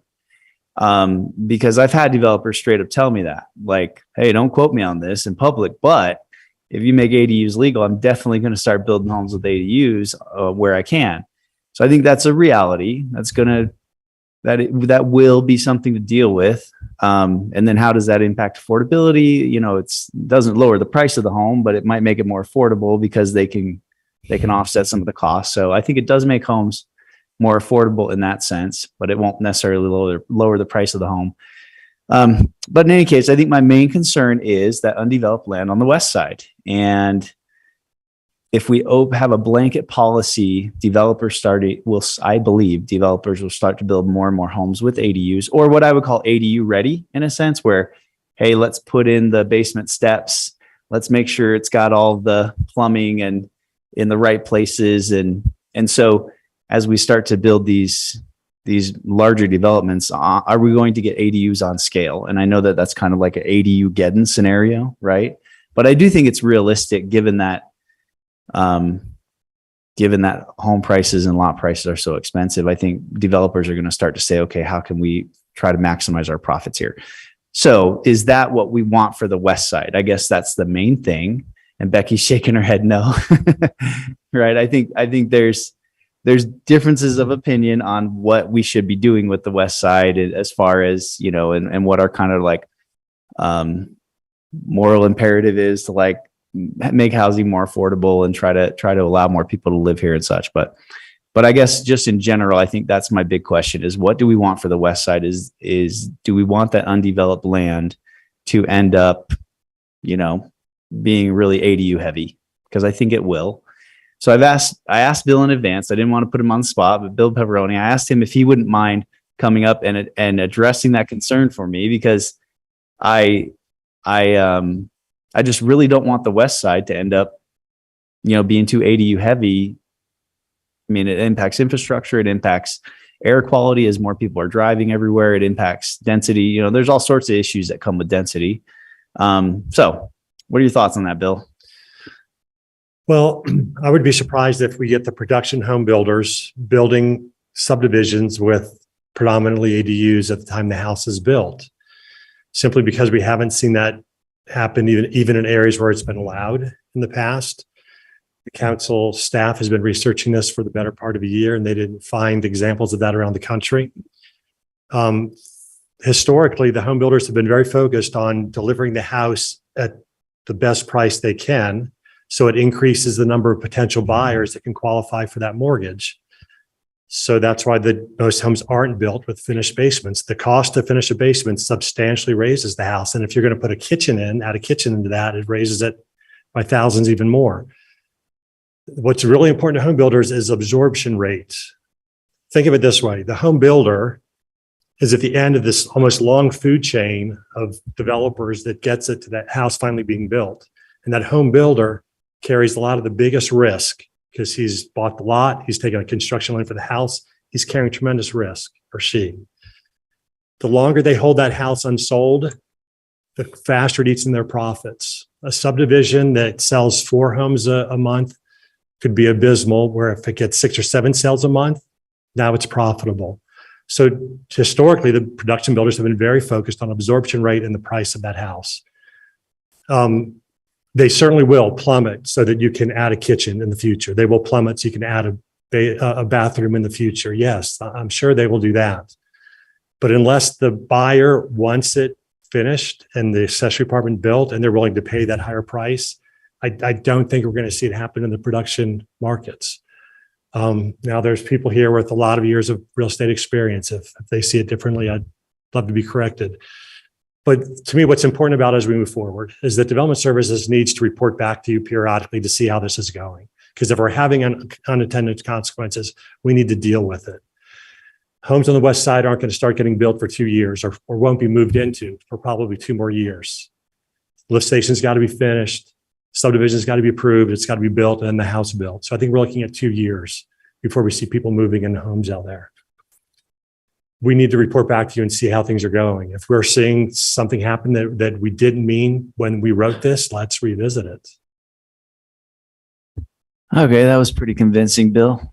So basically you're saying, even if we approve it today, if we start to see a trend we don't like, the council has time to evaluate and change or reverse course or whatever. Yes. Yeah, the houses that would have been approved already, they're going to be non-conforming and they're going to be legal. But just because you pass these rules today doesn't mean this is going to live in perpetuity, right? What are your thoughts on a minimum lot size? Because so there are some areas of the west side that have like a 6,000 square foot lot. And I'm even thinking like on the northwest side, a new development. Now this particular zone is excluded from the ordinance. And so, and Mr. Jones, can you confirm that? So the problem we were discussing 2 weeks ago with the SDB 5, there's no lack of clarity there. SDP 5 is excluded along with a list of others, right? Yes. Okay. Yes, it's definitely excluded. It's specifically prohibited in the statute and specifically excluded from the west of I-15 amendment. Okay, thank you. So Bill, minimum lot size, that's the other heartburn I have, is because literally a lot of these 6,000 square foot lots, you have like 5 or 6 feet on either side of the home, and there's really not a place for, a additional concrete pad despite my video evidence being negated by the prosecution, I basically, when I drive these areas that are more compact, you do see them parked out. Now I say parked out in a sense of like most of the on-street parking is used, and there's not ADUs there yet, right? Now you're going to add 2 to 3 people on the west side. They're probably going to have cars. You're going to definitely, and most people don't want to double park. And so typically what happens, at least in my experience in the areas I've lived where it is more dense, you just kind of get like parking sprawl, right? Or people drive around looking for a spot. So that's a concern for me, because I think that creates conflict and that creates tension and people get upset. Why are you parking in front of my street? We see that. We hear a lot of complaints about parking, right? I mean, it seems like it's a big deal. So these small lots don't have a lot of frontage, and most of them, you can't even get 2 cars in front. So, how do we deal with that in these areas where you're going to end up having smaller lots built with ADUs, or areas existing that have ADUs with less frontage to handle the increased parking? Like in an R110, it's easier to absorb increased parking, right? But in an R16 or smaller lot, that's going to be hard, right? Well, whether it's an R16 lot or an R110, it has to provide its own off-street parking, correct? Right, So but that the means R110 lot allows people to spill over onto the street, and there's probably less conflict in the wider lot, right? right. That's what I'm saying. Less conflict. Yeah. Yeah, I think that's true. I think in the smaller lot subdivisions, if people are having spillover parking, and I grew up in a family of 8 children, there was a time when we had 6 cars in the house because we had teenage drivers plus 2 parents, but that only lasted a few years. So that kind of thing happens right now with just our demographics the way they are. In a case like we're talking about here, they have to provide the off-street parking. If they choose not to use it, or they're parking on the street, we'll have to deal with that. Somebody's going to be left holding the parking stick, right? In the end, like they're going to have to find a spot somewhere, ultimately, whether it be double parking in their driveway or whatever. Interestingly enough, I think in the city of Boston, it's legal if you place a lawn chair out in front of your house, nobody can park there. They legalize that or something like that. Yeah. If you have cleared the snow in front of your house, you can park. You can claim that parking spot, even though it's a public area. But they respect that you've cleared the snow. Dibs. There you go. All right. Thank you, Bill. Bill's like, okay, enough, Travis. Let me see if I had anything else that wasn't addressed. Well, I think I've kind of got my questions answered, and I've debated via text message or email. And ultimately, I think the council has, I wouldn't say listen to me, but has tried to take to heart my concerns and my thoughts, and we've made the ordinance better in my mind, as Dave Shipley would put it. So I still have concerns, but ultimately I think we're in a much better spot than maybe we were a little, even a couple of weeks ago. And I think out of respect for my council members who have made an effort to do that for me, I think there's a reason to approve this tonight, and then cautiously monitor and see how it goes over the next year and reevaluate. Can we please not hear ADUs for a little while? Oh my heavens. Can you resign from the council, or Councilor Ellsworth? Yeah, I empathize and sympathize with the housing committee. It's a really difficult issue to grapple with. And I spent 10 months last year focused on just this and understand the complexities. And I really appreciate the citizens who came out tonight. For some of you, it may have been your first time at any city hall, or it may have been your first time at this city hall. So thank you for participating in this process. We don't have everything figured out, as you may have learned. And so your feedback and your refinements are definitely appreciated. I am an advocate across the board of good policy, and certainly that's subjective, but I think good policy comes from having a very clear idea of what the problem is and a very clear solution to that problem. A solution that's fair, that's equitable, and that's simple. The more simple the policy, the easier it is for citizens to understand and live by, the easier it is for the staff to enforce. And this proposal lacks simplicity. It also lacks fairness on a couple of levels. And I've discussed those with my colleagues over the last few months and probably over the last 2 years. One of my big hangups is the signature process. And I just implore the housing committee and the council to reconsider that going forward. It's not fair. It's not sound. It's not necessarily enforceable. It makes this, if you are pro ADU, it's not great. If you are anti ADU, it's not great.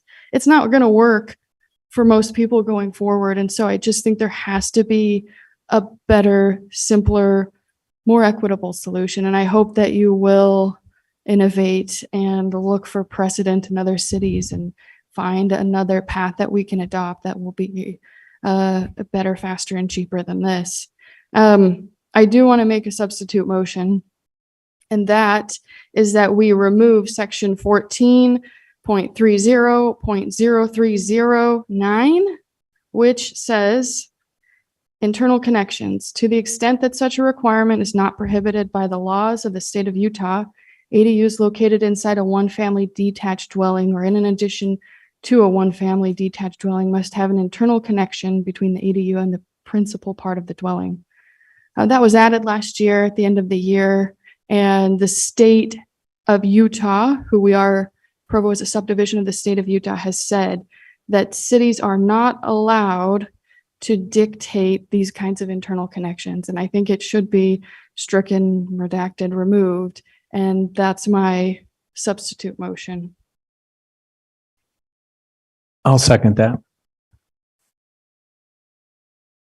Is there any discussion about that? Can we get Mr. Jones' analysis of that? I'm a little confused. Sure. In fact, if you give me just one moment, we can even put it up on the screen. It is on the screen, right? Well, oh yeah, I have a red line. Oh, gotcha. Showing that it's stricken, but yes, that's the language that we're talking about. So pause my savings. So you'll remember, many of you'll remember that our ADU policy, our S&A overlay section that existed before we redid chapter 14.30 required internal connections. The HB 82, when it was passed and invoked a bunch of requirements on the cities regarding ADUs, one of those says that cities may not require any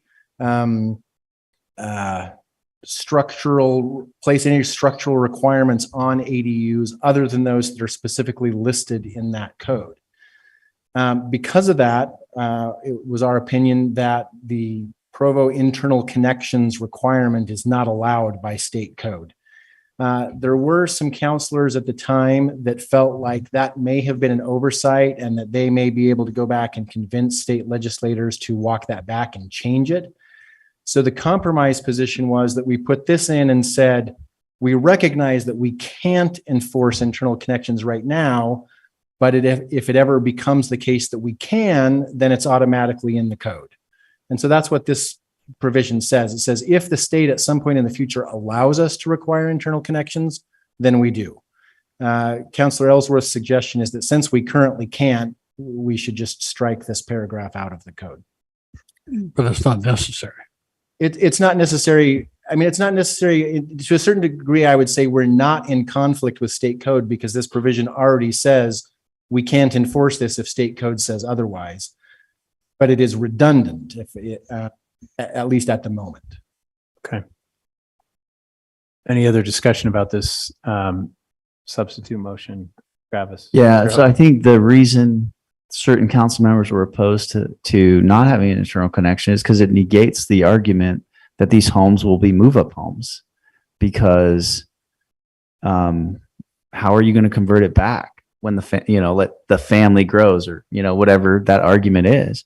So I like the idea that internal connection remain so that it can be converted back to a single family residence if so desired without a high cost, because otherwise what you will have happen is somebody buys a home with an no internal connection. It has an ADU.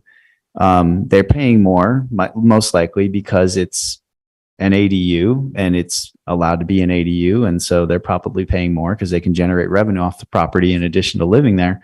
And then when they outgrow the existing space, now they're going to have to move or pay a huge chunk of money in order to convert it back into a single family and stay. And one of the things in all the, I'm not the smartest guy. I'm not like George or Chair Hanley here, who's professor, but I did read a lot of research that talked about longevity is what is the most important key to healthy neighborhoods, and longevity meaning, you know, people invested in the neighborhood and staying there. And so we want people to be able to stay in these homes long term. That's actually one of the reasons Councilor Shipley expressed to me is why he wants to do this with the West Side, is because he wants those homeowners to be able to stay there long term and not have those turn into just rentals and such. And so it seems to me a valid point that we would want that. Now, whether or not it matters, I guess that's a different thing. But if when somebody calls into the city and says, I want to do an ADU, what do I do? If it's in our code, doesn't the city have to say, well, this is according to our code? And if no, what? No, I mean, if we got that phone call right now, we would say, well, our code says internal connections are required, but we can't enforce it. So they're allowed. So that's what we would permitted say. by state law. This is, and I realize this is a really politically charged example, so I apologize because I couldn't think of another one, but this has been a lot in the news lately regarding the abortion debate, right? That the state of Utah had a law on the books that said, if Roe v. Wade is ever struck down, this law springs into effect. This is the same kind of thing. This is a law that we can't enforce right now. And the only reason it's on the books is if the state ever just chooses to allow us to enforce it. Can I add some comments here? Are you done, Mr. Oak? Yeah, just internalizing all this. Thanks. There any other, I know, well, okay, go ahead, Councilor Yeah. Ellsworth, and then Councilor Summer. Last year when we had these conversations, and the idea with that code earlier was that you would be able to maintain this connection and therefore expand your growing family into the basement, hypothetically, right? Say it's a basement. But I think that the narrow concept there was that someone was removing a staircase, and then that would be a costly replacement if you wanted to grow into that basement. But that's not necessarily always the case. Like, I am intimately familiar with a house where the upstairs is a separate unit from the downstairs, but part of the basement is the laundry room that serves the upstairs. So all that it would require for you to close the connection would be the drywall that is the area of a typical door. And that's the construction cost to close the opening or to reopen it. So I think we're kind of taking this a little bit too narrowly, thinking that these construction costs are just too high for a growing family to absorb, or that people shouldn't be allowed to do what they want inside the confines they own. And that's a little too far for me. And it certainly was for the state legislature, who said, you cannot regulate. If someone calls today, we cannot tell them that they must maintain an internal connection. And so it is a trigger law. The counselor who felt most strongly about this thought that perhaps he would go to the legislature and lobby them to change that. He didn't. And I haven't seen him work on that since. And I've been following the legislature and housing laws and ADUs since. Not to say it won't happen. I just don't think this is not sound policy. It's not good policy. We shouldn't be creating these hypothetical trigger laws so that someday when somebody gets what they want, then now we have this triggered clause, and it's just not sound policy. And I think that we need to honor people's property rights and what they want to do with their own home. And they want to put up ugly artwork in their house, so be it. We're not the ones to tell them what to do. And if they want to drywall the connection between their house and the ADU, so be it. Okay, other comments on this substitute motion? I know you want to make comments about the general one, but any comments on this substitute motion? Yes, I do have comments on the large ordinance, but I want to comment on Travis's comments. I agree wholeheartedly. The tenor of the current ADU is this supposed to be a family-friendly approach, and eliminating internal connections doesn't sound family-friendly. I mean, the whole move-up home concept is a legitimate one, and we hear from people on the west side, like Becky and others, say that they're looking for move-up homes, not duplexes. And I think we need to take that more seriously. I would oppose the amendment. There's nothing illegal or per se wrong with trigger laws. They're legitimate. So they bother some people because they're contingent, but there's nothing illegal about them. Just to, Back and forth. okay. Okay. Any other comments from the council on this substitute motion? Counselor McKay texted and says she has a question. Oh, I'm sorry. Yes, I forgot she had her hand up. Go ahead. I just wanted to hear from Scott if it's being enforced through enforcement or not currently.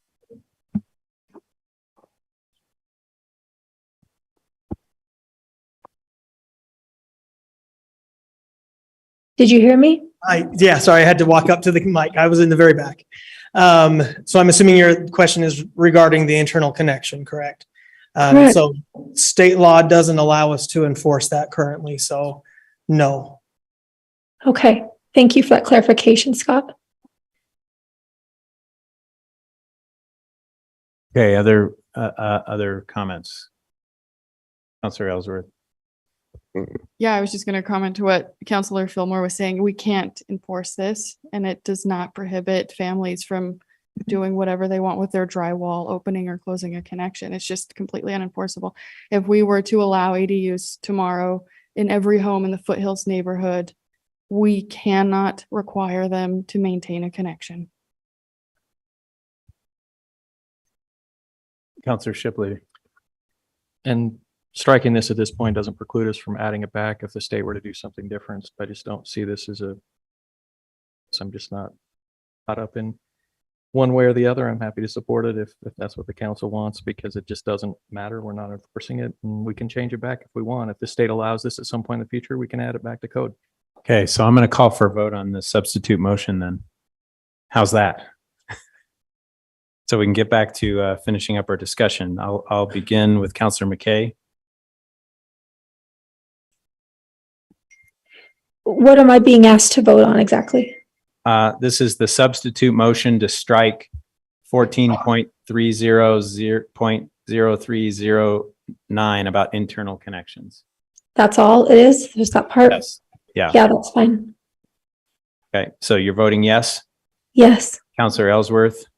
Yes. Councilor Fillmore? No. Councilor Whipple?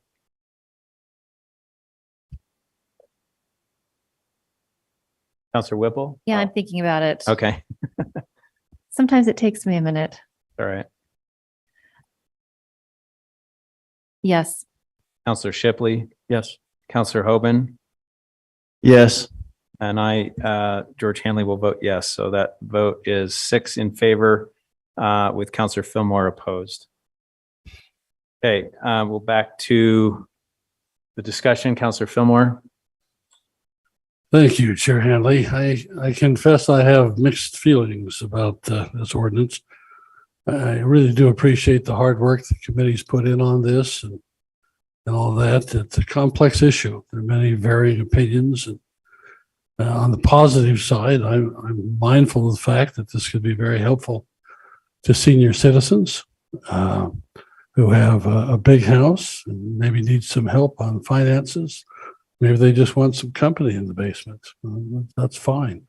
In fact, I'd be willing to lower the age from 65 to 60 and see what difference that makes. 60, Shannon.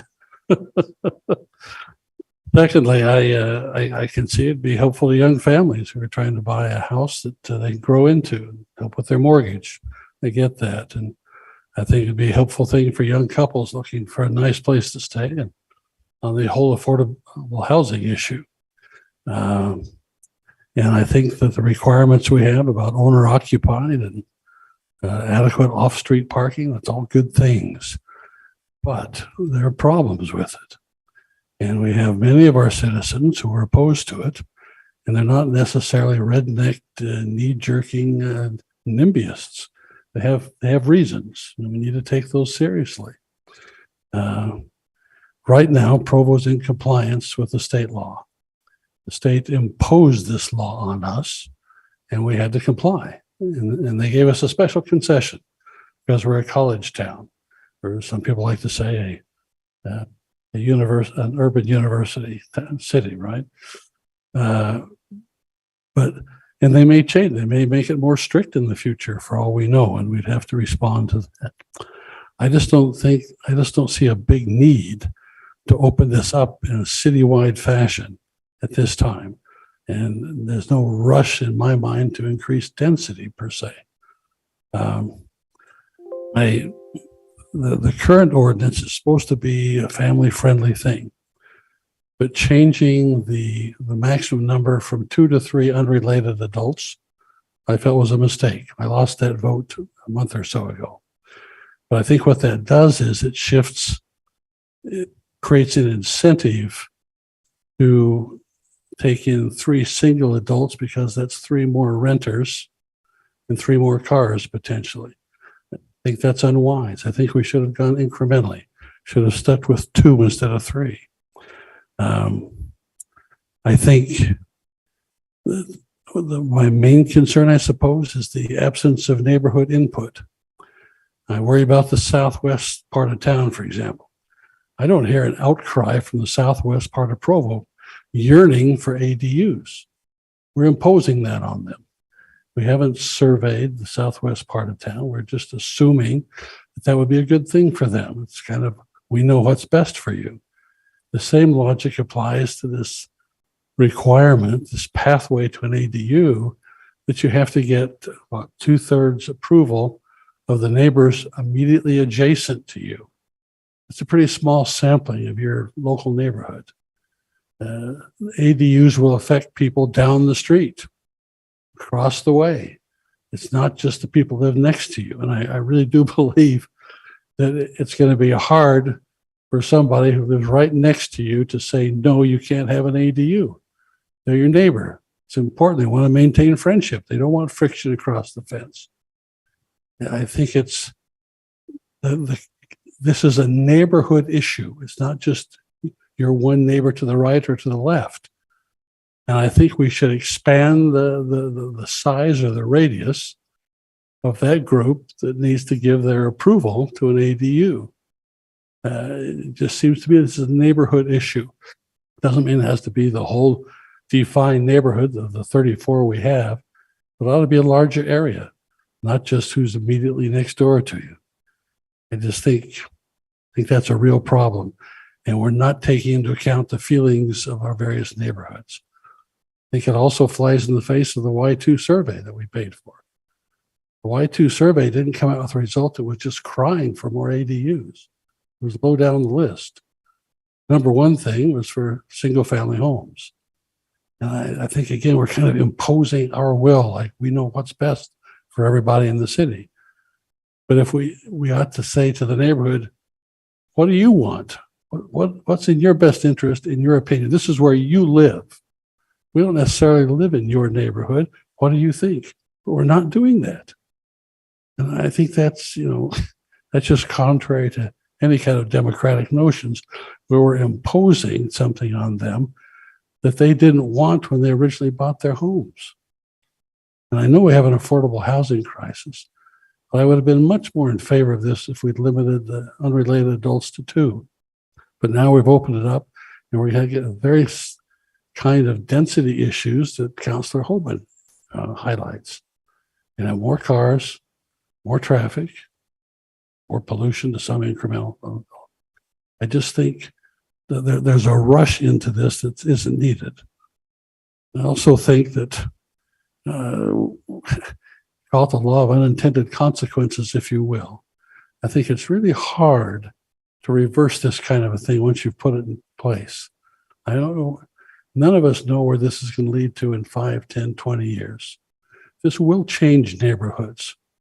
Maybe it's just a little, maybe it's a lot. We don't know. But I don't see how I have to rush into a citywide ordinance like this that opens it up. And last of all, well, let me just put it this way. I think this ordinance, where we stand right now, is half-baked. There are a lot of issues we ought to consider more fully. I just think it's hard to anticipate what this is going to lead to, not just in the next year or so, but in 10 years. We do well to take a more incremental approach to. So if I'm in the minority on this, so be it. But we count very heavily on our city administration to really monitor this closely and to give us some detailed 6-month reports so we know what's happening and how this is going for the long-term benefit of the city. Thank you, Mr. Fillmore. Chipley? So I think we've made a lot of comments already. I'll keep mine brief and maybe a little bit different, but just my perspective after working on this as a committee for most of this year, and that is that all along we're trying to balance, quite a few different competing interests. We've got folks here in the city that, are very concerned that if we do anything incremental, even that it might overtake their neighborhoods, and rightfully so. I mean, these people have lived in their neighborhoods for 30, 40 years, and they're concerned about that.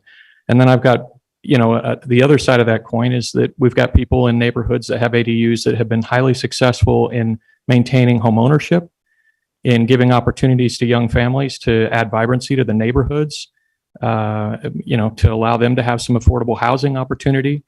So, I mean, there's just two sides of all of this, as you heard tonight, right? I mean, there's folks who are, adamantly opposed, and there are folks who are just very excited about this opportunity. I can speak for myself. I live in a house that I won't be able to put an ADU in my house. I live on the west side. I'll be eligible for this, but I don't have a house that I can put an ADU in. So it doesn't affect me personally. I can't do it at my home.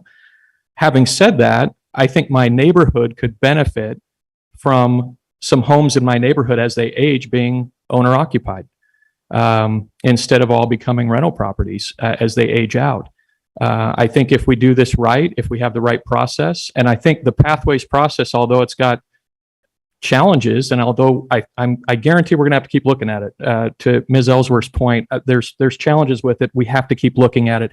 This is our best swing at it after months of looking at it with the staff and the administration and folks who are going to have to actually go through this process with them.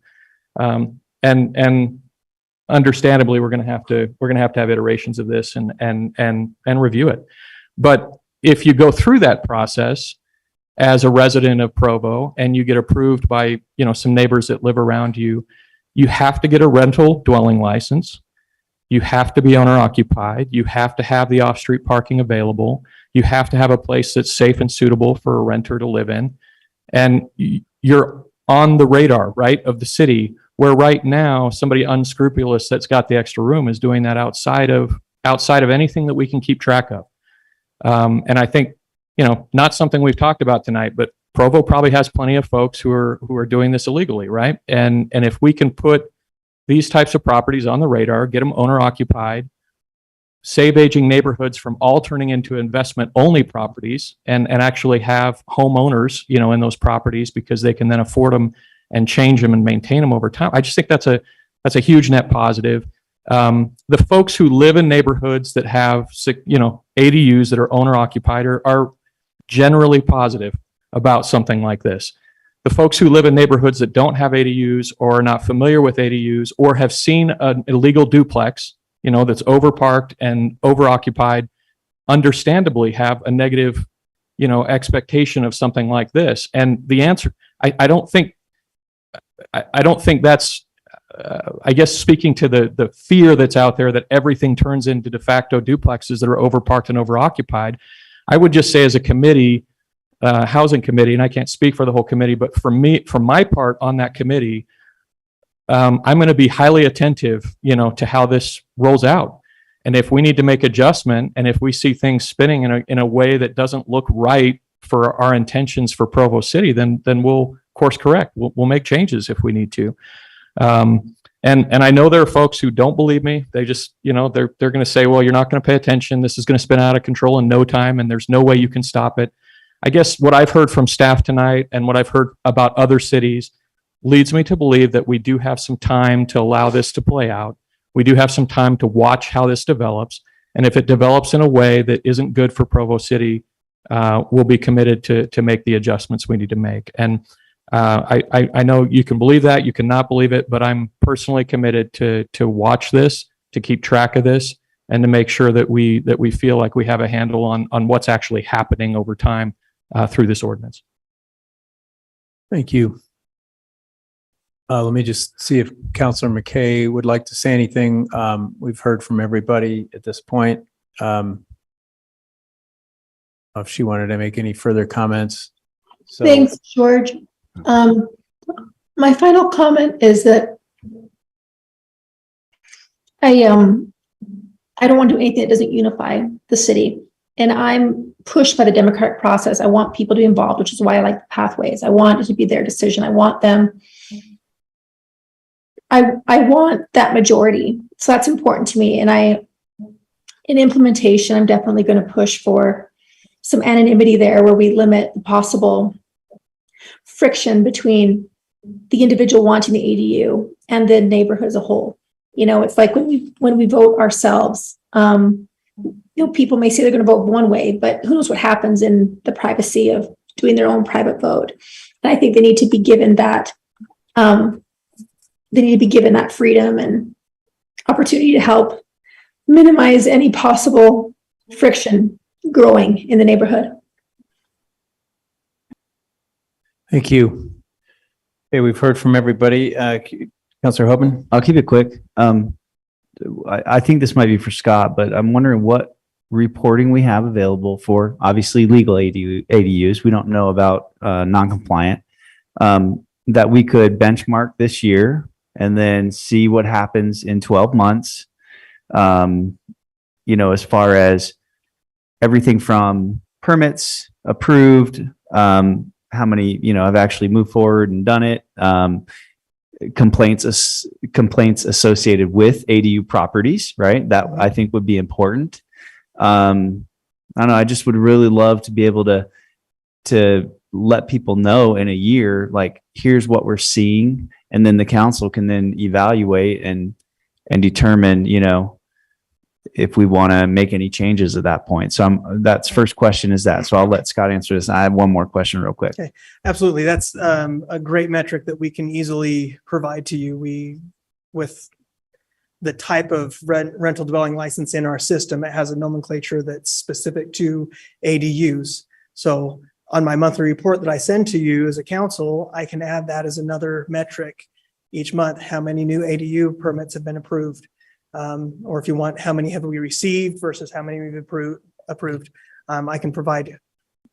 Yeah, well, whether that's in our regular reporting or, if nothing else, let's maybe revisit that at some point. Yeah. I think that'd be great. Thank you. Yeah. And I have another question. Did we decide to codify the anonymity of feedback between neighbors and the petition process, or are we leaving that to be an administrative matter? We did not codify it, yeah. But did we decide that it would be an administrative matter and that that's something they'll do, or do we want to let them know that's something we want to do? I think you expressed support for it. I think Catrice did. I'm pointing as if she's like God or something. The voice from above, the great and powerful. I'm supportive of that. I like the anonymity idea. I guess we could just express hey, try to do it that way to the administration, or do we need to do something official? That's what I'm asking.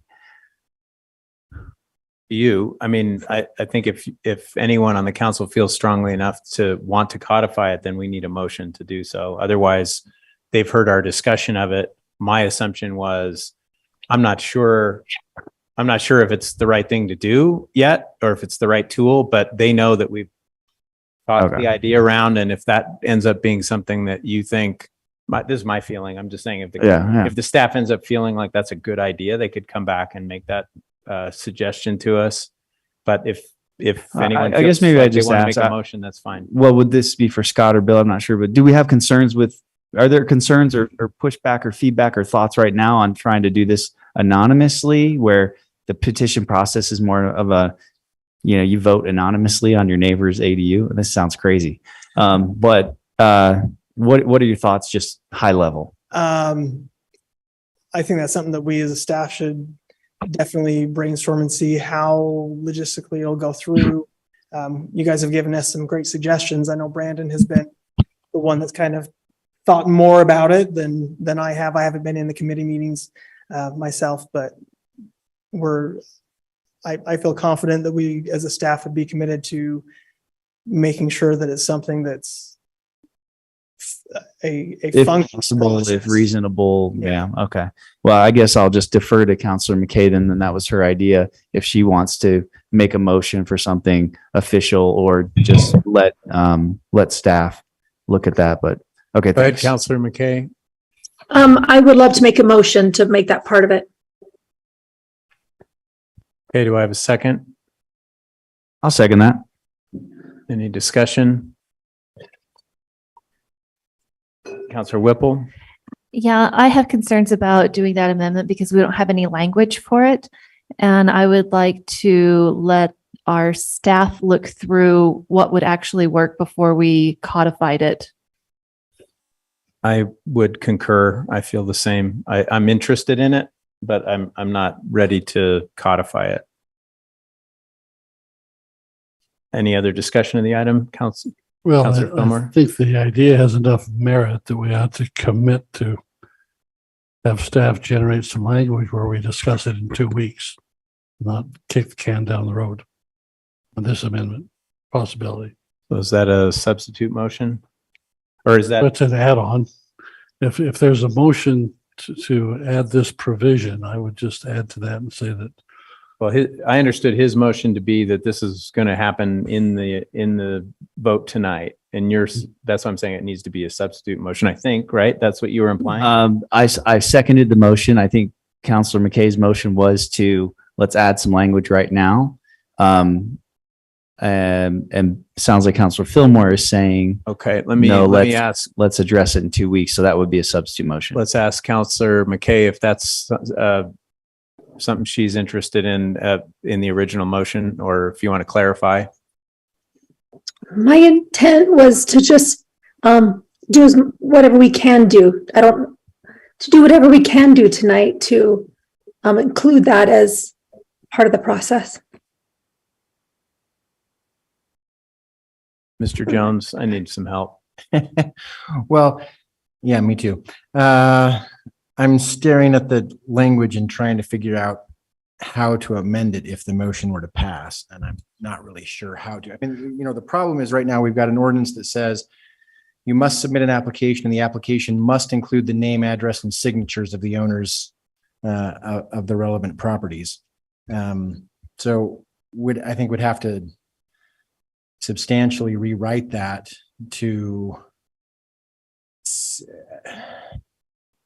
right now, as it's written, the burden is on the permit seeker to submit the application and to fill the application out and include all that information in the application. I think what's being proposed is to flip it so that all they do is submit an application that says, this is my property, and then staff goes out and seeks the permission of the surrounding people. And again, I think that's feasible, but I think we'd have to rewrite it. So I guess what I don't know, and maybe I think this is what you're trying to clarify with Councilor McKay, is are we looking to completely rewrite that in this meeting in order to take a vote? Are we looking to delay the vote on part 3 of the ordinance until there's a rewrite of that portion? Or are we looking to vote on the ordinance as it is currently written and ask staff to come back with proposals about ways they might amend it in the future to implement that principle? That works for me. I don't want to delay the vote again. But I think there's enough interest, and it would be in the best interest of the neighborhoods and the process to look at this next.